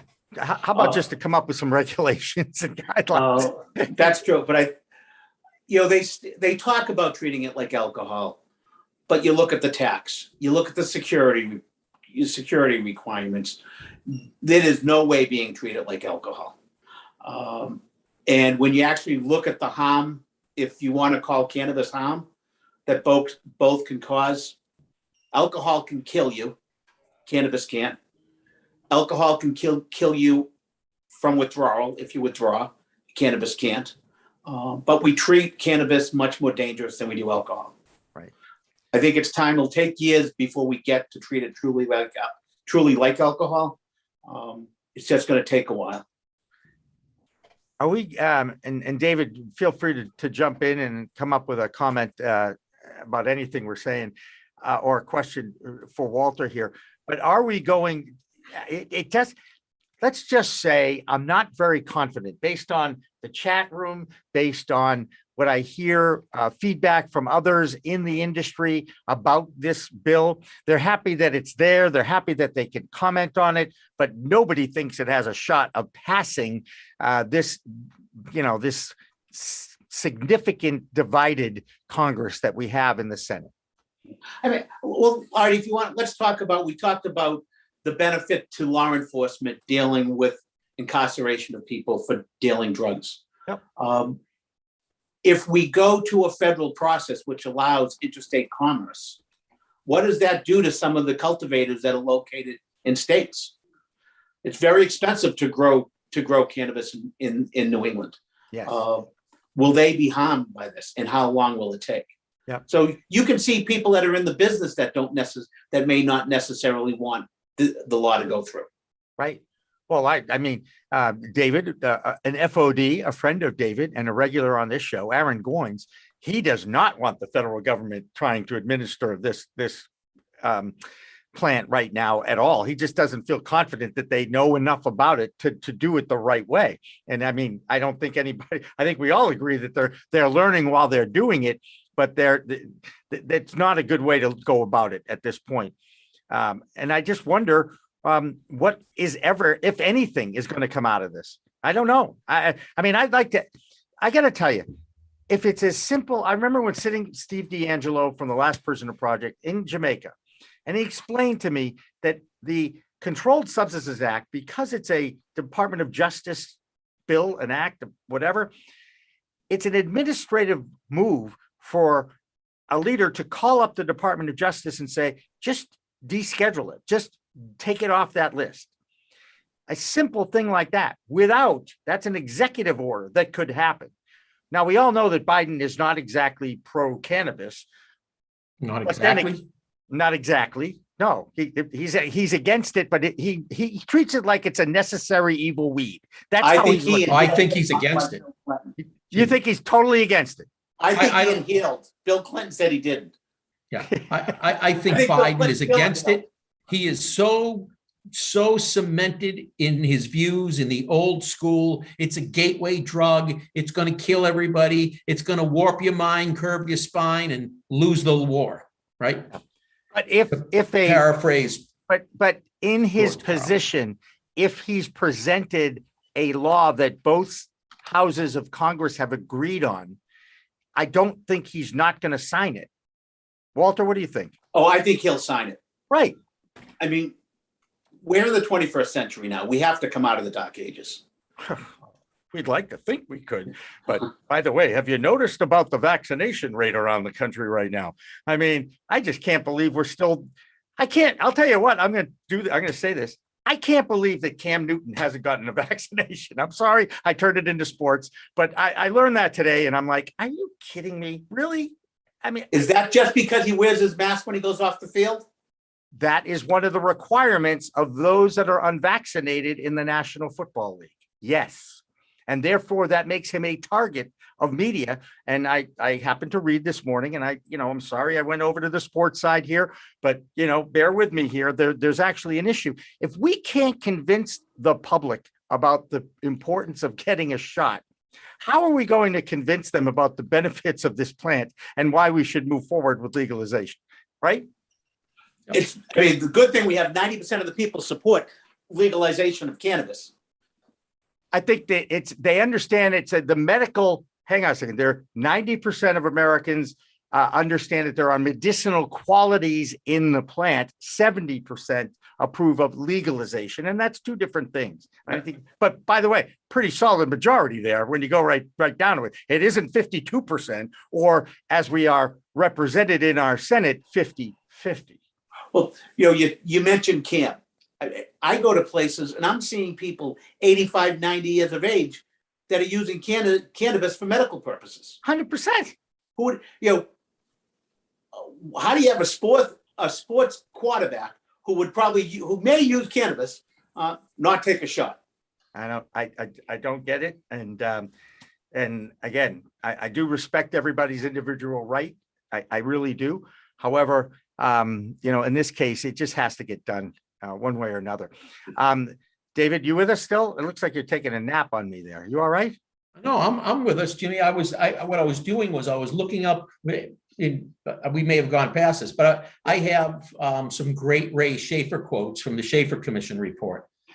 Give us some back. I love your historical analysis on this. There's still probably 80% of Americans that don't even know that the Schaefer report existed. So tell us about the historic perspective. All right, so we'll do this in a very, very abbreviated manner. Okay. Timothy Leary, famed Harvard psychologist, got caught with a joint. He fought that case in the 1960s. In May of 1969, he won at the Supreme Court of the United States, and they invalidated the 1937 Marijuana Tax Act, whereupon drugs became pretty much legal in the United States. Nixon responded very quickly with the Controlled Substance Act of 1970. There was a lot of argument over where marijuana should go, and they put it on Schedule 1 temporarily till they could figure it out. And to figure it out, Richard Nixon appointed the former governor of Pennsylvania, one Raymond P. Schaefer, to head a commission, kind of like the Mueller Commission for what we just went through a few years ago. When Ray Schaefer was done, it took him a year. He had 73 people on staff, a huge budget. There was 50 studies. They traveled around the country. They watched people under the influence. And when they were done, here's some of the things that they found and they published in the report. The fact should be emphasized that the overwhelming majority of marijuana users do not progress to other drugs.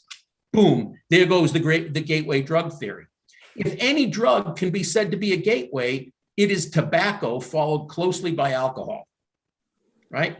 Marijuana is not an innocuous drug, but its use does not constitute a major threat to public health.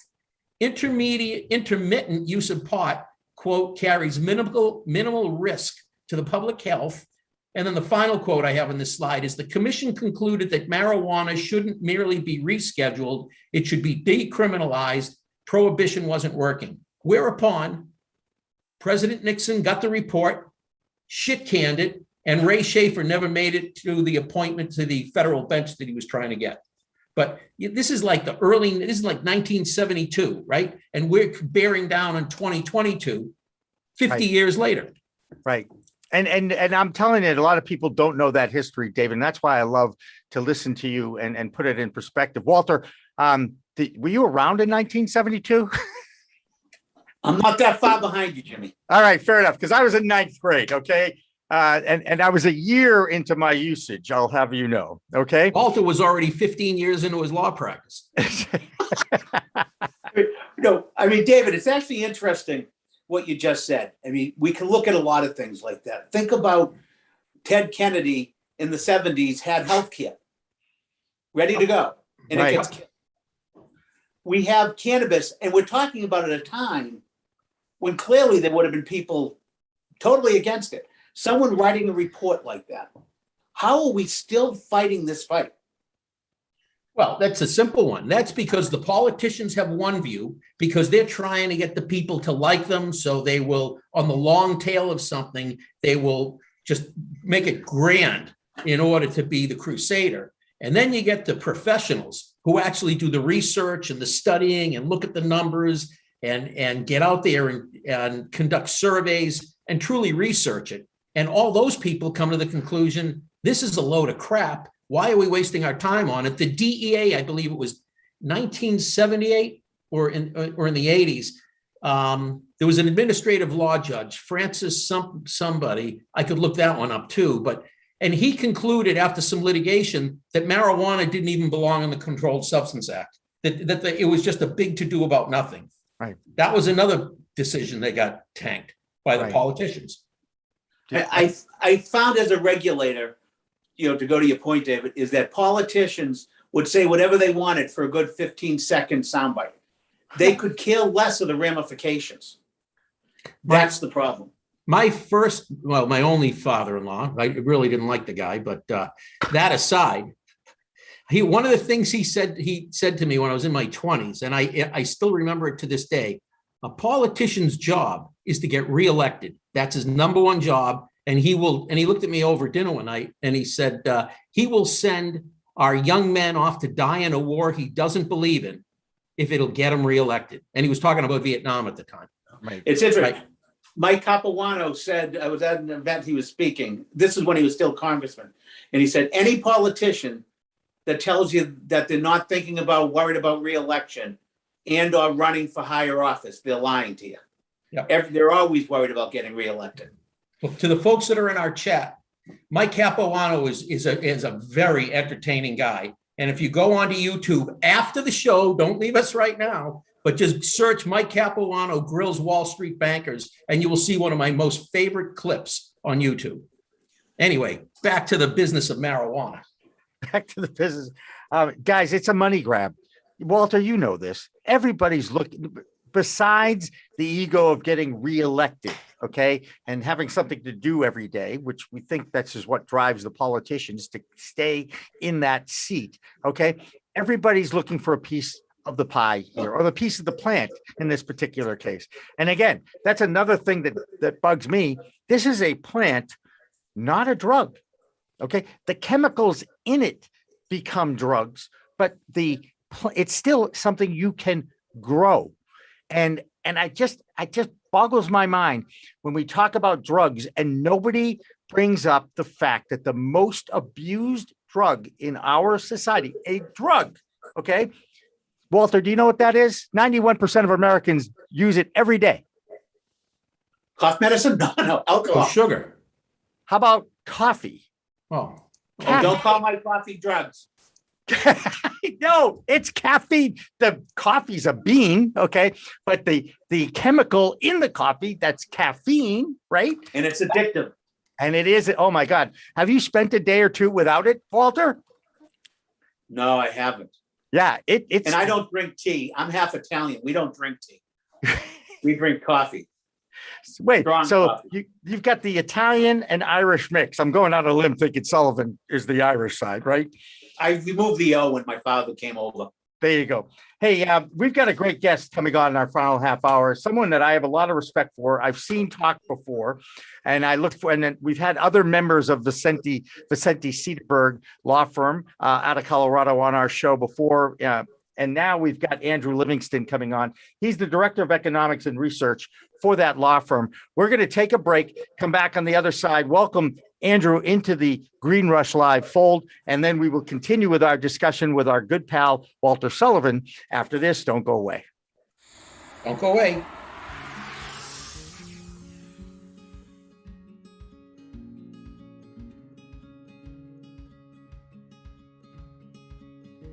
So I think there's one very important difference between me and most of my team members and other cannabis accounting firms, especially outsourced cannabis accounting firms. With a lot of the other firms, you're going to find bookkeepers or folks that were accountants for their entire career, but they were junior accountants. I've spent most of my career alongside CFOs at public companies with thousands of employees, public companies. So much of my career wasn't spent in the debits and credits. It was spent with the CFO, CEO, COO of large public companies, working on strategy, working on planning and big initiatives, working on projects such as mergers and integrations. So that high level experience, along with being able to do the debits and credits and having members of my team that also have fairly senior experience and also members of the team that are junior and can do the bookkeeping at a little bit lower cost than some of the people with the experience, gives our clients a much broader depth of experience than a lot of the other firms where you're hiring someone that is just a bookkeeper and can't help with the strategy side of it, or someone that's been an executive for a long time and can only help with the strategy but can't help with the hands-on.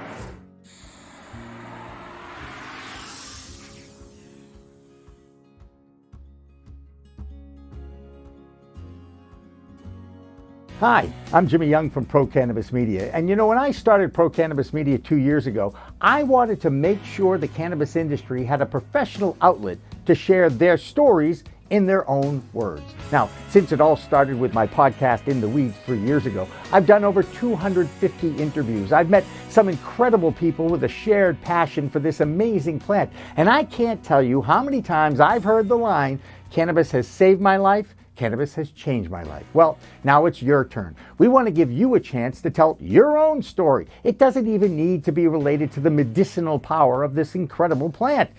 Just to give you a little incentive, we will pick 5 stories to share on our live Green Rush show on Fridays at 4 p.m. Eastern. If we share your story, you automatically get one of our t-shirts with that closing line I use all the time, "It's a whole new world of weed." But as the legendary Billy Mays used to say, that's not all. One of those finalists will win one of these really cool full-story cannabis storage units. It's a great way to store your cannabis in their food-grade aluminum containers. It's award-winning, child-proof, smell-proof, and has a solid contemporary design. It's a $220 value, but you can win one if we pick your story and feature it on our show. Yes, we will pick one of those 5 finalists, and they will receive this $220 value absolutely free. Now, we ask you to keep your story to under 90 seconds on video and less than 500 words in text. So come out of the cannabis closet and tell us your story, and you could win with yourstory.com. Just go on to procannabismedia.com and sign up today. You might even join us on one of our shows.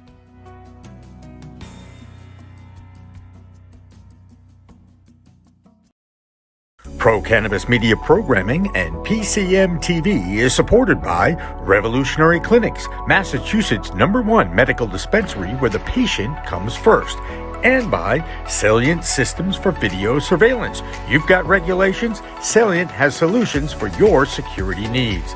And by Accounting Buds, your #1 CPA specialist for the cannabis industry. And by Artery Pay, easy, cheap, fun, and legal, just like cannabis should be.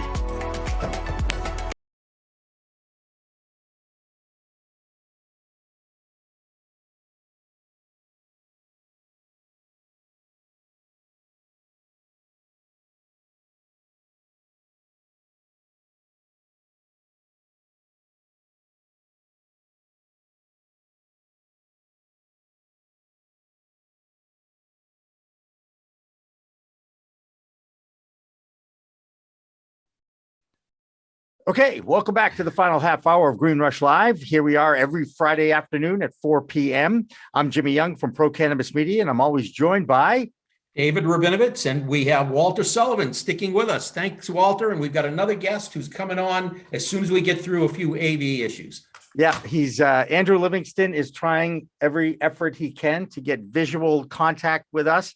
And we all know in this whole Zoom universe, we all know that, you know, you think it's going to work the same way every time. And then when, of course, it doesn't, it can be a challenge. So Andrew's working really hard on trying to reestablish his visual.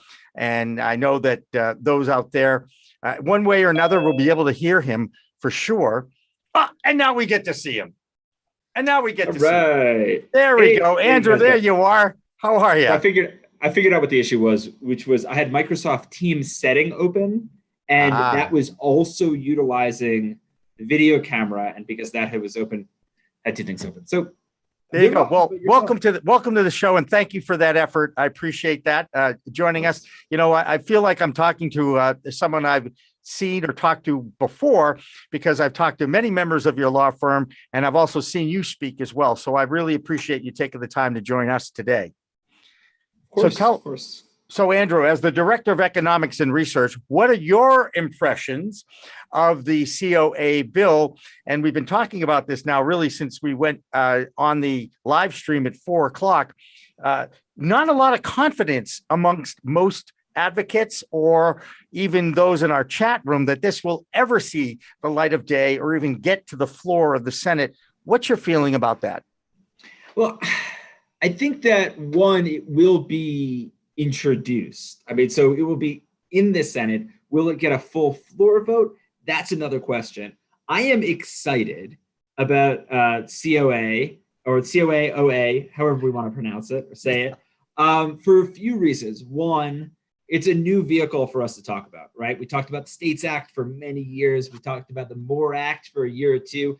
Now we have a new bill to discuss, which integrates different aspects of what we've learned in the past, incorporates some of the abilities for states to, opt in or keep prohibition if they want, while still allowing for interstate commerce. And then on top of that, overlays a lot of the great things associated with opportunity trust funds and providing revenue to communities most negatively impacted by the war on drugs that were integrated into a lot of the MORE Act. So I'm excited about this vehicle for a number of different ways. So the question is this language going to be passed into law this session? And that answer is more than likely no. Mm-hmm. Is this language going to make it into the law in the future? That answer is probably in some regards. Is it still going to be called COAOA? Who knows? We don't really know yet, right? Like the MORE Act is, even if, let's say, no one sponsors the MORE Act anymore, right? The MORE Act is not dead because the MORE Act has merged and informed new pieces of legislation. So this is another vehicle that may in time get scrapped for parts. But what it is still a vehicle that I think will inform what the future of legalization will look like when the politics line up in the right direction for that to actually have a full Senate and full House floor vote and be signed into law. Wow. Well, that's a great way to look at it. Very optimistically. You did mention that word politics, and Lord knows we're right in the middle of the most divisive Senate we've ever, at least I've seen in many, many, many, many moons. And I know that 25% federal tax that's part of this is probably the biggest and the easiest target to point a finger at and say, yikes, we can't handle that. That's just going to feed the legacy market. Is that a way for the politicians to put something that they know they'll never get, so they put it out there so that perhaps they can find middle ground? I mean, so it absolutely could be an initial bargaining chip, right? They know that they're going to have to essentially bargain on the other side with the states, who are going to try to have, what percentage of the tax burden is between states and the federal government. Right. And the federal government is coming out potentially with an opening salvo that says, hey, we want a bigger piece of that pie. And the states we're going to have to, lobby with to try to get us down, maybe rather than 25%. And then some other states, usually depends upon between, 15 to 25%, although it is 37% in Washington. That being said, it can't be 25% at the state level and 25% at the federal level, because nothing is taxed at a 50% rate in that regard, and that's highly problematic. So will the federal government come down to 15 and maybe states will have to push down a little bit? I think so, but from a larger moral perspective, I look at this as the aspect of most of the money that is collected from local cannabis consumers should be taken and reimbursed to the communities to which it is being collected from, and those communities that were negatively impacted by the war on drugs. And I think that the state governments are better able to do that, and particularly in some regards, like the most innovative taxes and distribution of tax money in some cases occurs at the local level, whether or not that's in Pueblo County, a tax revenue going to local scholarships, or Aurora, Colorado, used millions of dollars in cannabis tax money to create a brand new recreation center. States like Illinois and New York and others are looking at utilizing some of the cannabis tax revenue there to help support the local entrepreneurs who, small business, social equity applicants who are looking to essentially try to compete and open up their businesses. And I think that while the federal governments, while the CAOA has a lot of great ideas when it comes to block grants for those local communities and really kind of to additionally support them, I'd much rather have the state collect that money and give it to its local entrepreneurs than the federal government to collect all the money and then disperse it in a way that may be less efficient. So from that standpoint, that's where I see it at. But beyond tax policy, with just the rate, I think the really interesting thing is, one, whether, the fact that this is a tax at the cultivation level and how that impacts existing markets, which at some state level also have taxes at the cultivation level. So how do we compare, for instance, Oregon and California, Oregon, which just has a retail level tax, California, which has both, and what are the competitive advantages and disadvantages there? And then also I find it really interesting to look at how the reduction in the tax rates as it pertains to licensees with the less than $20 million in sales will impact the market organizational structure when it comes to the relative power of cultivators versus extractors and retailers. Now, I want to make sure that I introduce you to Walter Sullivan, who's a Massachusetts legend in the world of alcohol and cannabis. Is that are you comfortable with that, Walter? Irish? I didn't say that. All I want to say is Mr. Livingston, I presume. It's good. It's good to be introduced to you. And he is a bit of a legend. One of the things that has come up, Andrew, and I bet we are hoping you can shed some light on this. That federal tax that they are talking about, are they planning on taxing the medical marijuana community as well, or just adult use recreational? From my readings of the summaries of this, it just applies to adult use. But that being said, there may not be the same sort of dichotomy differential, right, between medical and adult use. So if you're going to be making health claims with cannabis, you're going to have to go through the FDA process, right? Mm-hmm. And with that, your whole system of kind of this, quote unquote, medical cannabis is going to be just very different. In state regulatory systems, medical and adult use cannabis can be grown in the exact same location, using the exact same processes, packaged in the exact same way, and sold at the same store counters, just with different tax rates. Right. And that's likely not going to occur in the same regard as it pertains to regulated federal cannabis. And so this is also one of the major sticking points, which is, how do we deal with cannabis that might be saying and making medical claims, but yet hasn't gone through an FDA process? Because just because we're unleashing the shackles of the ONDCP, the Office of National Drug Control Policy, and the DEA as the primary regulators federally of what is currently still an illicit product, just because we're switching over to the FDA doesn't mean we don't have people that can shut down a business for what they still view as selling an illicit commodity in a way that does not meet their regulatory burden. And so the question would be, is there going to be a 25% tax on cannabis that is produced by a essentially cannabis pharmaceutical company like GW Pharmaceuticals that's selling a product like that? The answer is no. But the real question is quote unquote medical cannabis as we see it in the states going to flow within what the federal government is seeing as their total lane for cannabis, or flow through a lane that is much more pharmaceuticalized as we're seeing with GW Pharma? Andrew, you make a great point. I mean, this what's happened with hemp. Oh, great. Hemp is now legal. It's not a controlled substance, but you're still under the FDA. And we saw what happened. This legislation somewhat tries to convince the FDA to do something to form regulations relative to supplements and so forth, but we're still under the FDA, and that causes a problem. Yeah.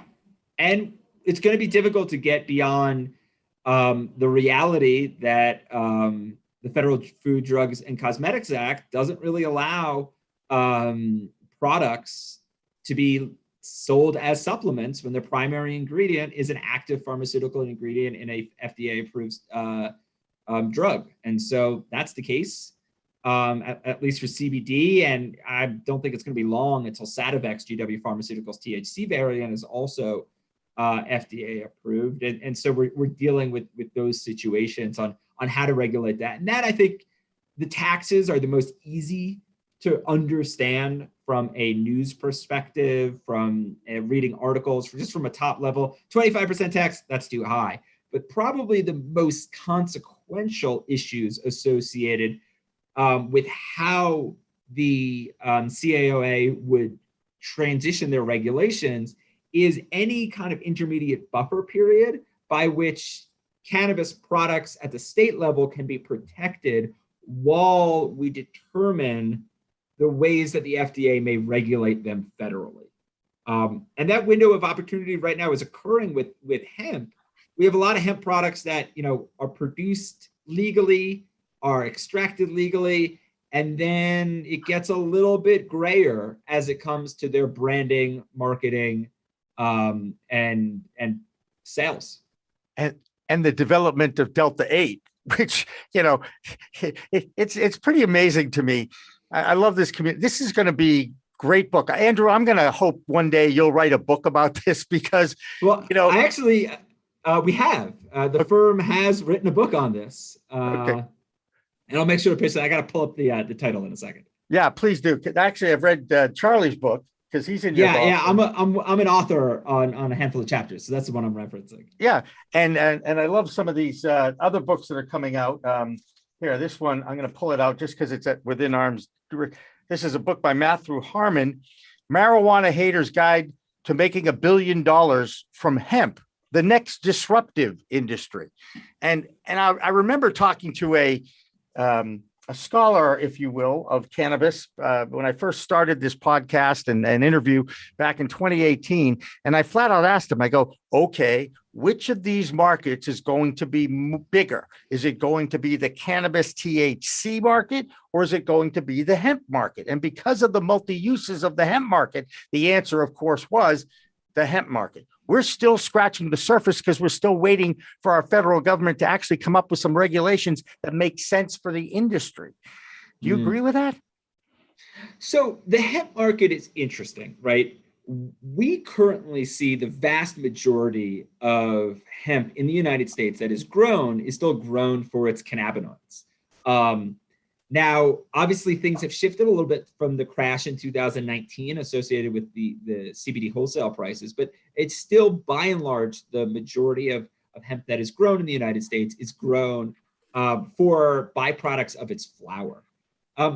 Now, why is that when there's a potentially multi-billion-dollar industry associated with hemp fibers, hemp paper, hempcrete, hemp bioplastics, all of these other things? Hemp textiles. And the reason that is for a few complex dynamics, which is one, to produce the machines and the facilities to at scale turn hemp into some of these other sorts of products is very expensive, requires a lot of capital investment. And at this time, while there are some of them, there are not that many. And you need a lot of processing to create the sort of input stream that could really replace the cotton in your socks with hemp. The other issue is that these base commodities, whether or not it's concretes or fiber products or rope and all these other things, have a lot of other current production streams and a lot of built logistics infrastructure internationally, let alone even thinking about the fact that many federal governments, whether or not you're in East Asia or in North Africa with cotton, subsidize these products. And so how is hemp going to compete when we have decades and decades and billions of dollars of built infrastructure in the textile markets in Southeast Asia? And the question is that is a much more difficult market to insert yourself in. Now, when it comes to CBDs, part of the real reason that the CBD boom almost took over the hemp boom in some ways when you look at the production of hemp for cannabinoids was that it wasn't replacing a commodity in the same supply stream as hemp would have to do with textiles. So the supplement market, it has a lot, you know, it's a lot easier to kind of play in than these other markets which have long international supply chains. And people knew about the medical benefits of cannabidiol and cannabinoids from all of the news that came out with Charlotte's Web and Charlotte Figge and really CBD for pediatric epilepsy. And then there was a lot of other stories about its palliative benefits and things like that. And so it was ripe for demand in that supplement aisle. And there's enough small retailers which sell supplements across the United States and small grocery stores that you were able to just get on the shelves, right? You just needed to create a product. You could create a product in oil capsule. The machinery wasn't all that complicated, and get it onto the shelves in small ways, right? You can't do that when it's trying to, you know, make socks or make fiber panels for cars. Those supply chains are much more complicated. You're dealing with much, much larger manufacturers. And to get, you know, that product at a competitive rate across the country is much different. Furthermore, supplements are one of the few commodities that you'll see at a supermarket with a small bottle that costs $25, $30. And so it wasn't that weird to see a CBD supplement at that similar price range. If you were to go with like a small hand woven hemp, you know, shirts or socks at like a Target, you know, you'd be looking at your socks for cost of, you know, $10, and you'd be looking at your hemp, you know, your local hand spun hemp socks at a cost of $35, and it just wouldn't really make sense. Great point. You mentioned international. There's a news item. We're on a weekly news show that will follow this live stream. And one of the international items that I picked up that I found interesting was the Decree 811 coming out of Colombia, a country that I'm somewhat familiar with from the 70s and 80s, let's just say. Exports, they're going to start exporting. The cost of growing a gram of cannabis in Colombia is 5 cents. In the United States, it's 50 cents to $1. Seems to me, and I didn't do well in economics, that Colombia has an opportunity to impact if they start exporting. Will they be allowed to export into the United States, or no matter what this bill does? And how much of an impact is that going to have on the domestic market and the various states? I mean, seems to me that could be a huge deal breaker. So some of this, I think, will depend upon how cannabis gets integrated into free trade agreements. Right. Right. It's the question of if it's legal in United States and it's legal for export in Colombia, will the United States basically say, hey, we're not taking any Colombian cannabis? And that, I think, will depend upon how it gets integrated into future free trade agreements. Yeah. And I'm not an expert on the USMCA and whether or not newly legal commodities get automatically integrated or have to be amended, considering that of the United States, Mexico, and Canada, the United States is still the one without legal cannabis federally. Although, of course, in Mexico, it was passed by the Supreme Court. It has not yet been, a regulatory system has not yet been ratified by their legislature. Right. So if we're talking about Colombia, right, let's assume that cannabis is coming into the market. Now, first off, if it's medical, it would just come in from the medical side of the system. And we very well could have a U.S. pharmaceutical company do the extraction, do the processing, do the product formulation, utilizing Colombian-grown GMP-certified cannabis as an active pharmaceutical input ingredient. And that's actually pretty common internationally. And there's a really, really important analog to look at, which is the legal opioid industry, right? So when it comes to drugs, right, we have synthetic opioids, like fentanyl is a good example, and we have naturally derived opiate medications, like morphine, codeine, things like that. Mm-hmm. And all of those drugs, right? There are legal poppy fields throughout the world. There's a whole lot in France, Turkey, a huge amount in Australia. And there's farmers that grow these legal poppies for the purpose of extraction to be put into legal opiate medicines. And how that occurs is an international supply chain that would be somewhat similar to how cannabis could eventually be integrated internationally into a pharmaceuticalized medical supply stream. Now, that's very different than the straight import of Colombian flower for the purposes of selling it outside of a medical system in a fully adult use style system. How that occurs, I think absolutely will depend upon those price differentials. Wow. But it also just depends upon, how well is it kept? How well is it packaged, right? Cannabis has a shelf life on it. By the time your Colombian cannabis gets to the United States, is it still fresh and delectable? We'll see. There's also a lot of markets similar to that when we look at fresh cut flowers, right? Colombia is actually one of the largest exporters of fresh cut flowers in the world. And, if you can get flowers into the United States from Colombia without wilting, you absolutely could do that with cannabis as well. Wow. I got to tell you, Andrew, I could listen to you all day. Walter, did you learn anything? Do you mind if I ask him a question? No, I want you to. Go ahead. Andrew, if this federal legislation were to pass, what do you think happens to state cultivators nationally? We have energy costs in New England. How do you think this plays out? So I think the first thing to think about, and Walter, this is something that I hinted on a little bit earlier when we were chatting, which is what is the impact of differential tax rates at the cultivation level when it comes to state competitiveness? So let's just look at Oregon and California as examples, both prime states for cannabis cultivation export, right? They've got the climate for it. They've got the culture for it. They've got a lot of growers. So Oregon is not taxed at the cultivation level, currently at the state level. It's just a 17% at the retail level, where California has a weight-based excise tax at the cultivation level.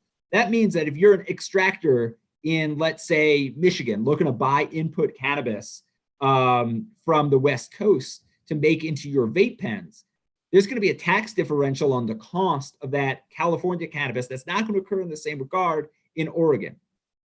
Further than that, you have the issues of just the state-based local regulations, right? California's layers of bureaucracy are going to make that cannabis more expensive to produce than it would be in Oregon, even ignoring the fact that you're going to have seasonal power outages from the failures of Pacific Gas and Electric, and then hopefully not, but potentially wildfires, although that will affect Oregon as well as it will Northern California. I'm sorry. No, so I was going to say all of these things will impact itself once you overlay that federal the federal law. Now, as it pertains to cultivators, the CAOA does allow for interstate transport, and I think that could look similar to how the laws are currently being worked out for interstate transport with hemp, which is that a state can ban the sale of hemp. They could ban the production of hemp in its state, but it can't ban the production. Can't ban the throughput of hemp, or if the CAOA passes, of cannabis through the state. So, if let's say a cultivator in Massachusetts wanted to move that cannabis to Missouri and Indiana or Tennessee still prohibited, they'd be fine as long as they transferred it through the state and had essentially authorizations that showed that cannabis was legal commerce. Now, what that looks like for that authorization, I think we still don't know yet. I think it's, I like looking at other industries. The good one is, years ago, the estate tax, everyone moved to Florida for the estate tax. The federal government dealt with it and said, okay, we're going to put a tax out there to try to level the playing field. So people were still dying in Massachusetts, and Massachusetts was making money. I look at it, in New England, we have taxation isn't our biggest issue generally. Our biggest issue is energy costs and real estate costs.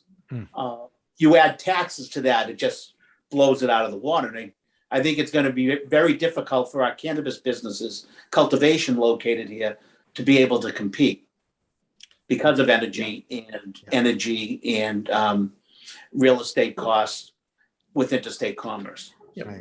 Walter, did you see the article that came out, I don't know, a month ago, where it was the writer estimates 10% of Massachusetts electricity is now going to marijuana? No, I actually was meeting with a local mayor who has a real issue with cannabis coming in, because what does it do to our grid? Yeah, I happen to agree with him. Once it becomes federally legal, the Commerce Clause is going to say you can't prohibit it from coming in out of state. So here in Massachusetts, the Cannabis Control Commission is going to have to come up with some regulations to deal with what products can be imported and what's the process of importing them. But once that's done, I said this a few weeks ago, the big winner will be JetBlue, as everybody piles onto those airplanes to go to the West Coast to find much cheaper product. And we found the same thing in the liquor industry with direct shipping. The states were trying to keep it out. Massachusetts kept passing laws to keep it out, and the federal court kept on overturning it because of the Commerce Clause. Right. The same thing's going to happen in cannabis. Yep. Wow. Fully agree. Hey guys, I love this kind of talk. Andrew, I'm not kidding you. You were terrific. I really enjoyed talking to you, listening to you. And how do people find you? I know how to find you, obviously, but how do others, if they want to pick your brain or maybe even hire you for consulting, how do people find you? Yeah, absolutely. So you can find us online at VicenteSederberg.com. That's VicenteSederberg.com. And again, you can contact me at Andrew@VicenteSederberg.com. And let me just spell that for you. It's VicenteSederberg. We are probably the largest and most long-running cannabis-focused law firm in the country. And I've been doing this while I'm relatively young. I've been doing this now for about 9 years, working with the firm. And so you can shoot me an email at Andrew@VicenteSederberg, or you can try to contact me on LinkedIn as well. I'm not on social media too much, so an email is best. And I'm happy to chat for an introductory call if someone is interested in being a client. And then hope the opportunity to work with some of the listeners who are listening right now. Terrific. Well, we appreciate you taking the time out on a Friday afternoon to join us here on Green Rush Live. We really pride ourselves on the quality of guests that we're able to talk to on this program. And you have certainly lived up to that. Walter, on the other hand, well, you know what? We love having Walter on with us. Jimmy, Andrew, I can't say enough about Andrew. I would just type in Andrew Livingston in cannabis instead of trying to spell out. Yeah, you can find me there. I've had enough stuff. Yeah, you type Andrew. There's a lot of Andrew Livingstons, but if you put cannabis, put marijuana, you'll probably find me. There you go. Well, we appreciate the fact that we did find you and you were able to take some time out. Thank you so much for joining us, Walter. You know we love you. I loved hanging out with you, even on a beautiful summer day. Now go out and enjoy it. David, as always, a pleasure to work with you. Next week, we have a very special guest coming in at 5 o'clock. Don't tell him. I'm not going to tell him who it is. I'm not going to tell him who it is. I'm not even going to hold up my little jar. Okay. However, I am going to say it's going to be worth it. It'll be for you to tune in or at least check us out on demand on our 24/7 platform on Roku and Apple Plus TV. So for everybody, Jimmy, what? Before you give the final, how does somebody get in touch with Walter? Call Jimmy. Call Jimmy. Okay. That's it. That's good. Now you can go to the wrap up, Jimmy. He had his opportunity. He blew it. Go ahead, Walter. Walter Sullivan, attorney, Massachusetts. Any vice you have, just at Walter Sullivan, and they're going to find gambling, you. Drugs, I do it all. Sullivan@waltersullivanlaw.com. There you go. And David, thank you so much for reminding me to do that. I appreciate that. That's why you do such a good job at what you do. So there you go. And no, I won't tell him who's coming on, but you're going to know who it is. Okay. He's one of the biggest names in cannabis, and he's been here for a long time. He's going to slip it out. I can tell. I'm not going to do it. Stop him. Dan, cut off his mic. I'm not gonna do it.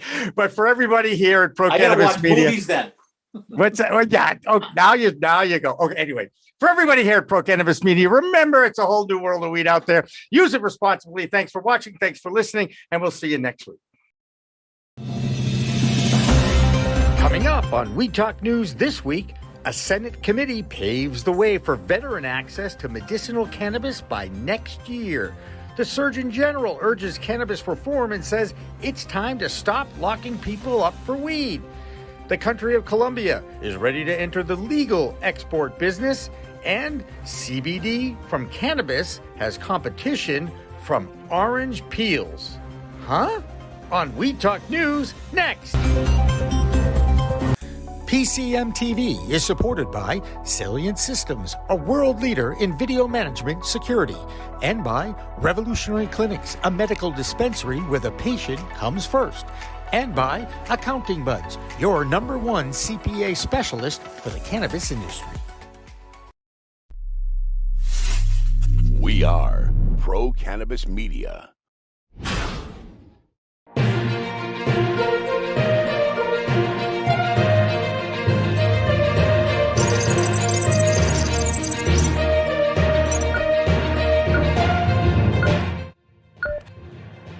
Hi, everyone. Welcome to this week's edition of We Talk News. I'm Jimmy Young from Pro Cannabis Media and PCM TV 24/7. That's right. We stream live all day on our website now, procannabismedia.com, and our Roku and Apple Plus streaming channels. Now, we'll also be giving away another Story Cannabis storage system on Friday's Green Rush Live show at 4 p.m. Eastern. Our top story today has to do with the ongoing fight that our veterans are leading to get access to medicinal marijuana programs without giving up their rights to medical treatment at the VA hospitals. This week, the Senate Appropriations Committee voted to add an amendment to the annual budget for the VA that would clear the way for doctors to recommend medicinal cannabis treatment in states where there is legal access to the plant medicine.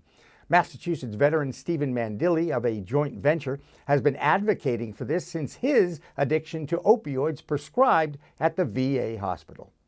I do believe any movement on these issues is a step in the right direction moving forward. With all bills that get presented, very few pass on the first time. I know, the House has tried to make this happen before, and it was shot down by the Senate. But I really truly feel that veterans issues need to be bipartisan, and it shouldn't be about the politics. It should be the needs of the veterans. I do like the amendment the way it's written. If I got really picky, I would ask that it would include veterans in every state, not just veterans with medical cannabis allowed in their state, due to, borders shouldn't restrict access to these medicines that can heal the veterans and improve their quality of life. I know there's parts of it too, looking to have data. There's plenty of data already out there. That shouldn't be a very big lift. We've done surveys and studies here in Massachusetts and found that 90% of the veterans surveyed stated that they had an improved quality of life with medical cannabis. So I think it's definitely a step in the right direction. Anytime there's movement, we should celebrate a little, but still realize that it's not a finished job. It needs to be signed. It needs to get passed. Stephen, this is the second time the Senate Appropriations Committee has approved this, but now that it is attached to next year's budget, are you confident this amendment will stick? These issues, and it could be a come together moment to realize that, while they have their indifferences, their work can affect and improve every veteran's life, every American's life, families, business as well. There's a lot of these veterans are business owners. A lot of their families are business owners as well. So this has a ripple effect, not only across the veteran community, but across the entire country. On Friday's Green Rush Live show at 4 p.m. Eastern, we'll get an update on the federal reform movement from the NCIA's Director of Government Relations, Michael Correia. For the rest of the news from Washington, D.C., here's the Vote Pro podcast, Phil Adams. Phil? Hi, I'm Phil Adams from Vote Pro Podcast, and this is the Weed Talk News DC report. The Senate Appropriations Committee passed a measure allowing doctors at the VA to issue cannabis recommendations in legal states. The amendment to a bill funding the U.S. Veterans Administration for 2022 would also prohibit the VA from interfering with or denying services to veterans who participate in state legal medical cannabis programs. The measure, sponsored by Jeff Merkley of Oregon, passed the committee on a voice vote. A federal agency has removed language from its terms and conditions that denied grant funding to any institution that allows cannabis use for the treatment of substance abuse or mental illness. The Substance Abuse and Mental Health Services Administration loosened the restrictions on state health providers and other entities where patients use cannabis for mental health treatment. However, the agency is sticking with a narrower ban that prevents using federal funds to, quote, purchase, prescribe, or provide marijuana or treatments using marijuana. Organizations may continue receiving grant funding, provided the attending physician documents the patient's cannabis use. They're also required to advise the patient on the risks of using cannabis and on the alternative evidence-based treatments. The Surgeon General says it's time to stop incarcerating people for using cannabis. Addressing questions about the legalization bill introduced in the Senate last week, Vivek Murthy, the nation's top doctor, acknowledged that data exists showing that there are medical benefits to cannabis and that science should inform our drug policy. In a CNN interview, Murthy indicated support for decriminalizing cannabis, saying, quote, I don't think that there is value to individuals or to society to lock people up for marijuana use. That's the Weed Talk News DC report for this week. I'm Phil Adams from Vote Pro Podcast. Checking in on the big marijuana companies, and there are few bigger than Canopy Growth of Canada and few more volatile. The Canadian giant is causing another stir in their never-ending saga of early growth and collapse. The Smiths Falls, Ontario company is publicly traded on the NASDAQ and the Toronto Stock Exchange as WEED. This past fiscal year of 2021 was one of restructuring for that company. They had to lay off 220 full and part-time employees during the past year. They also closed grow facilities and dispensaries all over Canada. However, that didn't stop them from rewarding their upper management with cash bonuses, including a $2.2 million bonus in Canadian dollars to their CEO, Steve Klein. Now, in big public companies like this one, you can project a loss and still be a winner. Here's Ron Marshalsea with our own Massachusetts Cannabis Report. Ron? I'm Ron Marshalsea with the Massachusetts Cannabis Report for Weed Talk News. Recently, it has come to the attention of the Cannabis Control Commission that the cannabis industry in the state of Massachusetts, despite being the first state to launch a social equity program, is thus far mostly male and white. Data from the commission shows that 73% of active owners, employees, executives, and volunteers of cannabis establishments are white, and 64% are male. In a quote, Commissioner Camargo of the CCC discussed appreciation for the work of previous commissioners, but also how far behind Massachusetts was in the industry. She also stated, it's devastating, I think, because there's only a certain window of opportunity for these companies to get started, to get capital, but most importantly, to get their host community agreement. There's still barriers for people who want to be in this industry.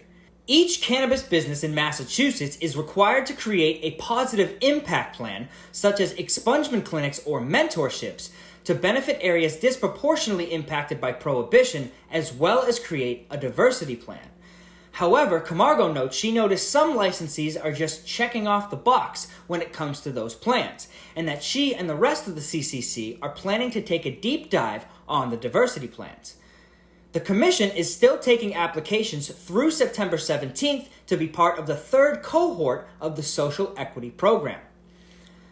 A dispensary in Quincy has been sued by a creditor because of debt and interest that the shop owes. Ermont is being sued for $21.8 million by Teneo Funds SPVI, according to the Boston Business Journal. Teneo acquired the debt from Ermont's previous creditor, Tilt Holdings, which sold the debt to Teneo in February in an attempt to resolve issues with Massachusetts regulators over allegations they had overstepped industry caps on ownership stakes in marijuana businesses. Vermont said in March that it would pay all debt except for $220,000, but in April, Teneo claimed that the debt was in default. That's this week's Massachusetts Cannabis Report. For Weed Talk News, I'm Ron Marshalsea. No matter where you live in the USA, you probably have noticed a lot of help wanted signs everywhere. I mean, right now, there are more jobs available than workers who are willing to fill them, and workers are becoming a more valuable commodity than ever before. One interesting development in this labor shortage is that more and more employers are changing their drug testing requirements, especially in legal adult use states. Now, we all know about Amazon's announcement, and in Michigan, more and more employers are dropping drug screening requirements. One person who doesn't have to worry about that in Michigan is our own Rick Thompson, who always provides valuable information about his state. Rick? Hello, everyone. This is the Michigan Report with Rick Thompson on Weed Talk News. Let's begin. The news is all MRA today, people, as the Marijuana Regulatory Agency has been making news. Most notably, a new directive concerning cannabis product packaging in Michigan was just dropped this week. The goal is to make products and packages that have less appeal to minor children, and to that end, the MRA dropped a moratorium on medibles packaging, which imitates current market products, has fonts or images which appeal to children, and those which use cartoon characters. Also banned, some product types, including nerd ropes. Retailers with offensive packages in their stores are required to use stickers to cover up the bad parts of the labels, or, in the case of nerd ropes, send the entire package back to the manufacturer. Now, despite some predictable pushback from industry players, most consumers say it will not affect their purchase decisions. A second bulletin was posted from the MRA this week regarding the sale of plants or clones at licensed cannabis retailers. Here's how it works. Once a cultivator obtains a good manufacturing process certification, then they can sell clones under 8 inches tall to licensed cannabis retailers and micro businesses. Clones have to be pre-ordered. No more than 3 clones can be sold in a single order. The grower is responsible for transporting the clones to the retailer, and the customer must pick up the clones within 7 days of being created by the grower. And the final MRA news story involves the publication of the proposed administrative rule changes for the recreational and medical cannabis programs. Cannabis newsletter Grown In published a brief overview of the proposed changes, and they include new rules for drive-through or curbside pickup, referred to by the MRA as a contactless pickup, new lab testing requirements and lab quality assurance procedures, the creation of a brand new Class A micro business, including up to 300 mature plants and educational research licenses. And it allows cultivators and processors to have an internal analytical testing space on site, interpreted as a place to smoke it before you sell it. And that's the Michigan Report with Rick Thompson for Weed Talk News. The next states who are hoping to get the question of legalization for cannabis adult use are in Arkansas and in Wyoming. Both states started collecting signatures to get that initiative launched in time to add it to the ballot for the 2022 elections. Wyoming's Secretary of State approved the wording of that state's ballot question this past week. Now, this is the same state that tried to start legalization initiatives through their legislature, but that failed over the past session. Arkansas has collected 10,000 signatures so far and needs to get to 89,151 by July of 2022 to get adult use on their ballot. No such problem in Vermont, where our green nurse there, Jessie Lynn Dolan, continues to be right in the middle of their new adult use regulations and rollout. Jessie Lynn? Thanks, Jimmy. I'm Jessie Lynn Dolan from Nurse Grown Organics and Vermont Cannabis Nurses, and this is the Weed Talk News Vermont Report. For your learning pleasure, University of Vermont's Extension Northwest Crops and Soils program will be hosting an on-farm hemp field day on Tuesday, August 10th at Border View Research Farm in Alburg.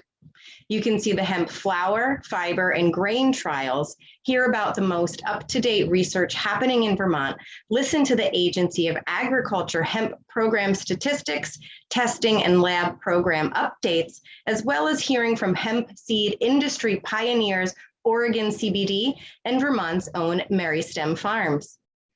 For your recreational pleasantries, on Friday evening, August 13th, Sandywood Farm will be hosting an open farm week boxed picnic dinner and live music by Kind Bud, gratefully inspired guitarist. A vegetarian boxed picnic dinner, including farm-raised produce, hemp and CBD products, and dessert, will be included along with a complimentary local brewer lemonade in the agro-tourism greenhouse. So come keep the community fed and farmland in production at Sandywood Farm.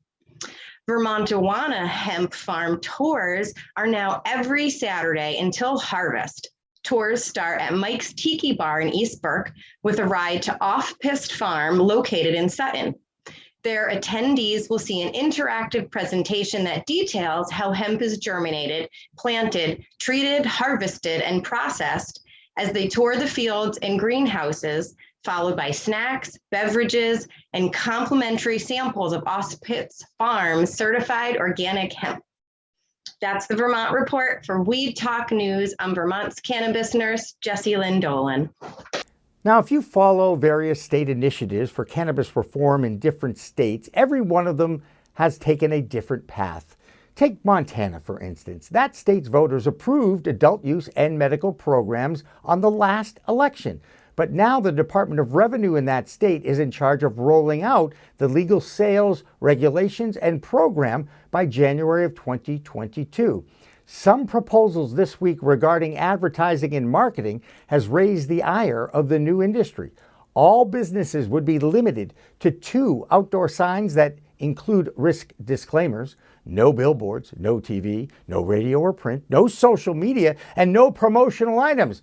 Oh, but they will let you build your own website. So exactly how are you going to educate your populace when you can't use any media to do that? Speaking of media, Emerald Media Group out of New York is always leading with educational webinars, and now Christina DiGiovanni is checking in weekly with us for the Empire State's Cannabis Report. Christina?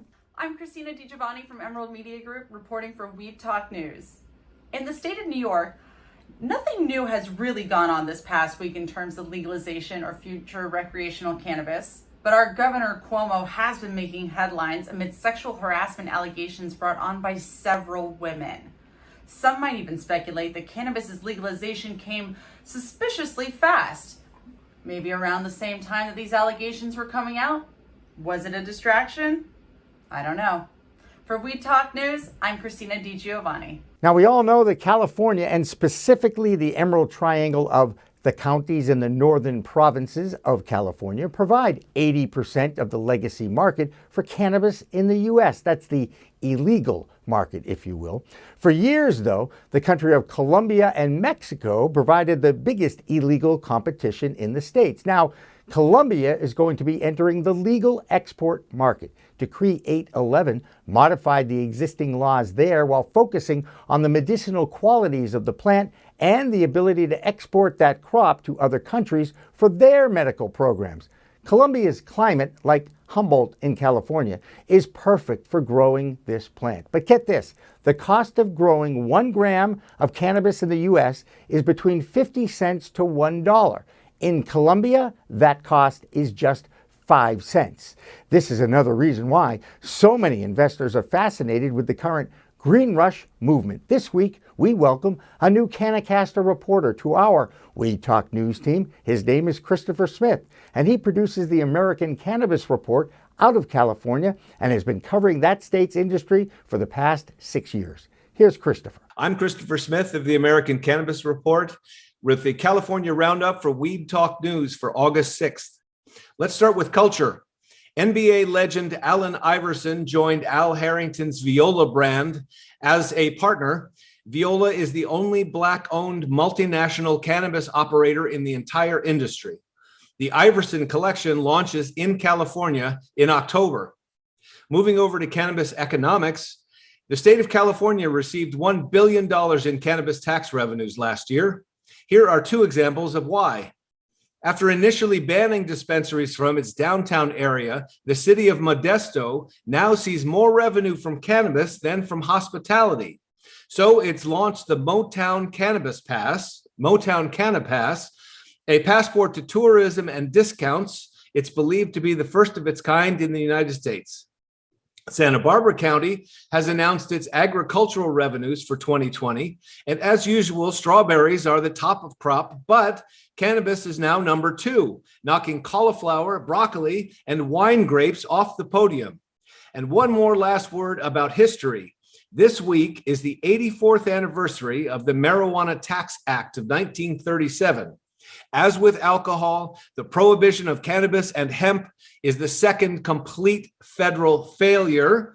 The United States is now simply 84 years behind in medicine, plastics, and everything else that cannabis and hemp can be used for. And I'm Christopher Smith, publisher of the American Cannabis Report, reporting for Weed Talk News, August 6th. And finally, just a few more notes. Louisiana's decriminalization rules started this past week. You can now possess up to 1/2 ounce of cannabis legally in Louisiana right now.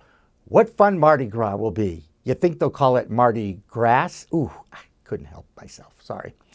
Oklahoma cannabis regulators are getting sued for holding closed-door meetings, violating a state law while enacting so-called emergency regulations. And with all this hoopla about lab-created Delta-8 THC versus Delta-9 and CBD being used for everything that ails you, comes this development from the chemistry department. A former NFL player named Chris Hetherington, who played for the San Francisco 49ers, Bengals, and Colts, is behind a molecularly identical product to cannabis, CBD. It's called Peels. Why? Because it comes from orange peels. I kid you not. The Connecticut native is claiming that it has all the same qualities and benefits that CBD does. Now, before you chalk this one up to another wannabe athlete wanting to get into the cannabis business, he is a graduate of Yale University, and he was an All-American 3-sport athlete. You'll find him at his driving range in Cheshire, Connecticut. You just can't make this stuff up, huh? I tell you, it's crazy out there. That's this week's Weed Talk News. I'm Jimmy Young from Pro Cannabis Media. Remember, it's a whole new world of weed out there. Use it responsibly. Weed Talk and In the Weeds are two productions of Pro Cannabis Media supported by Revolutionary Clinics, one of the top medical cannabis dispensaries in the Massachusetts area, now with 3 locations in Greater Boston, 2 in Cambridge and 1 on Broadway in Somerville. Rev Clinics has a patient-first mission. They will customize your needs as a medical patient with the proper titration and combination of strains, flavors, and products. Rev Clinics, where the patient comes first.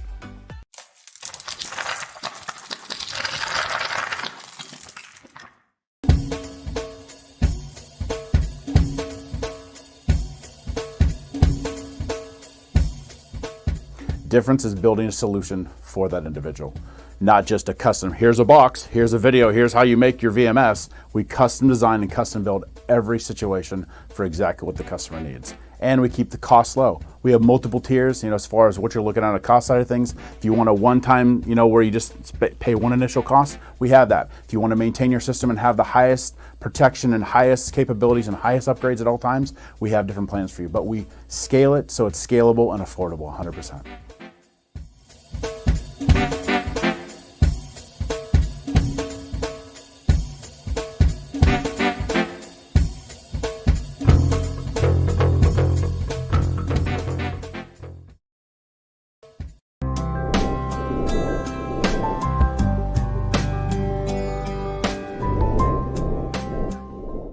Pro Cannabis Media programming is available live and on demand on our Facebook page at Pro Canna Media, on Instagram at Pro Cannabis Media, on LinkedIn also at Pro Cannabis Media, on YouTube and YouTube Live on Pro Cannabis Media, Twitter at Pro Canna Media, and on twitch.tv/Pro Cannabis Media. So like, share, and subscribe to all of our content, newsletters, and shows live or on demand. We are Pro Cannabis Media.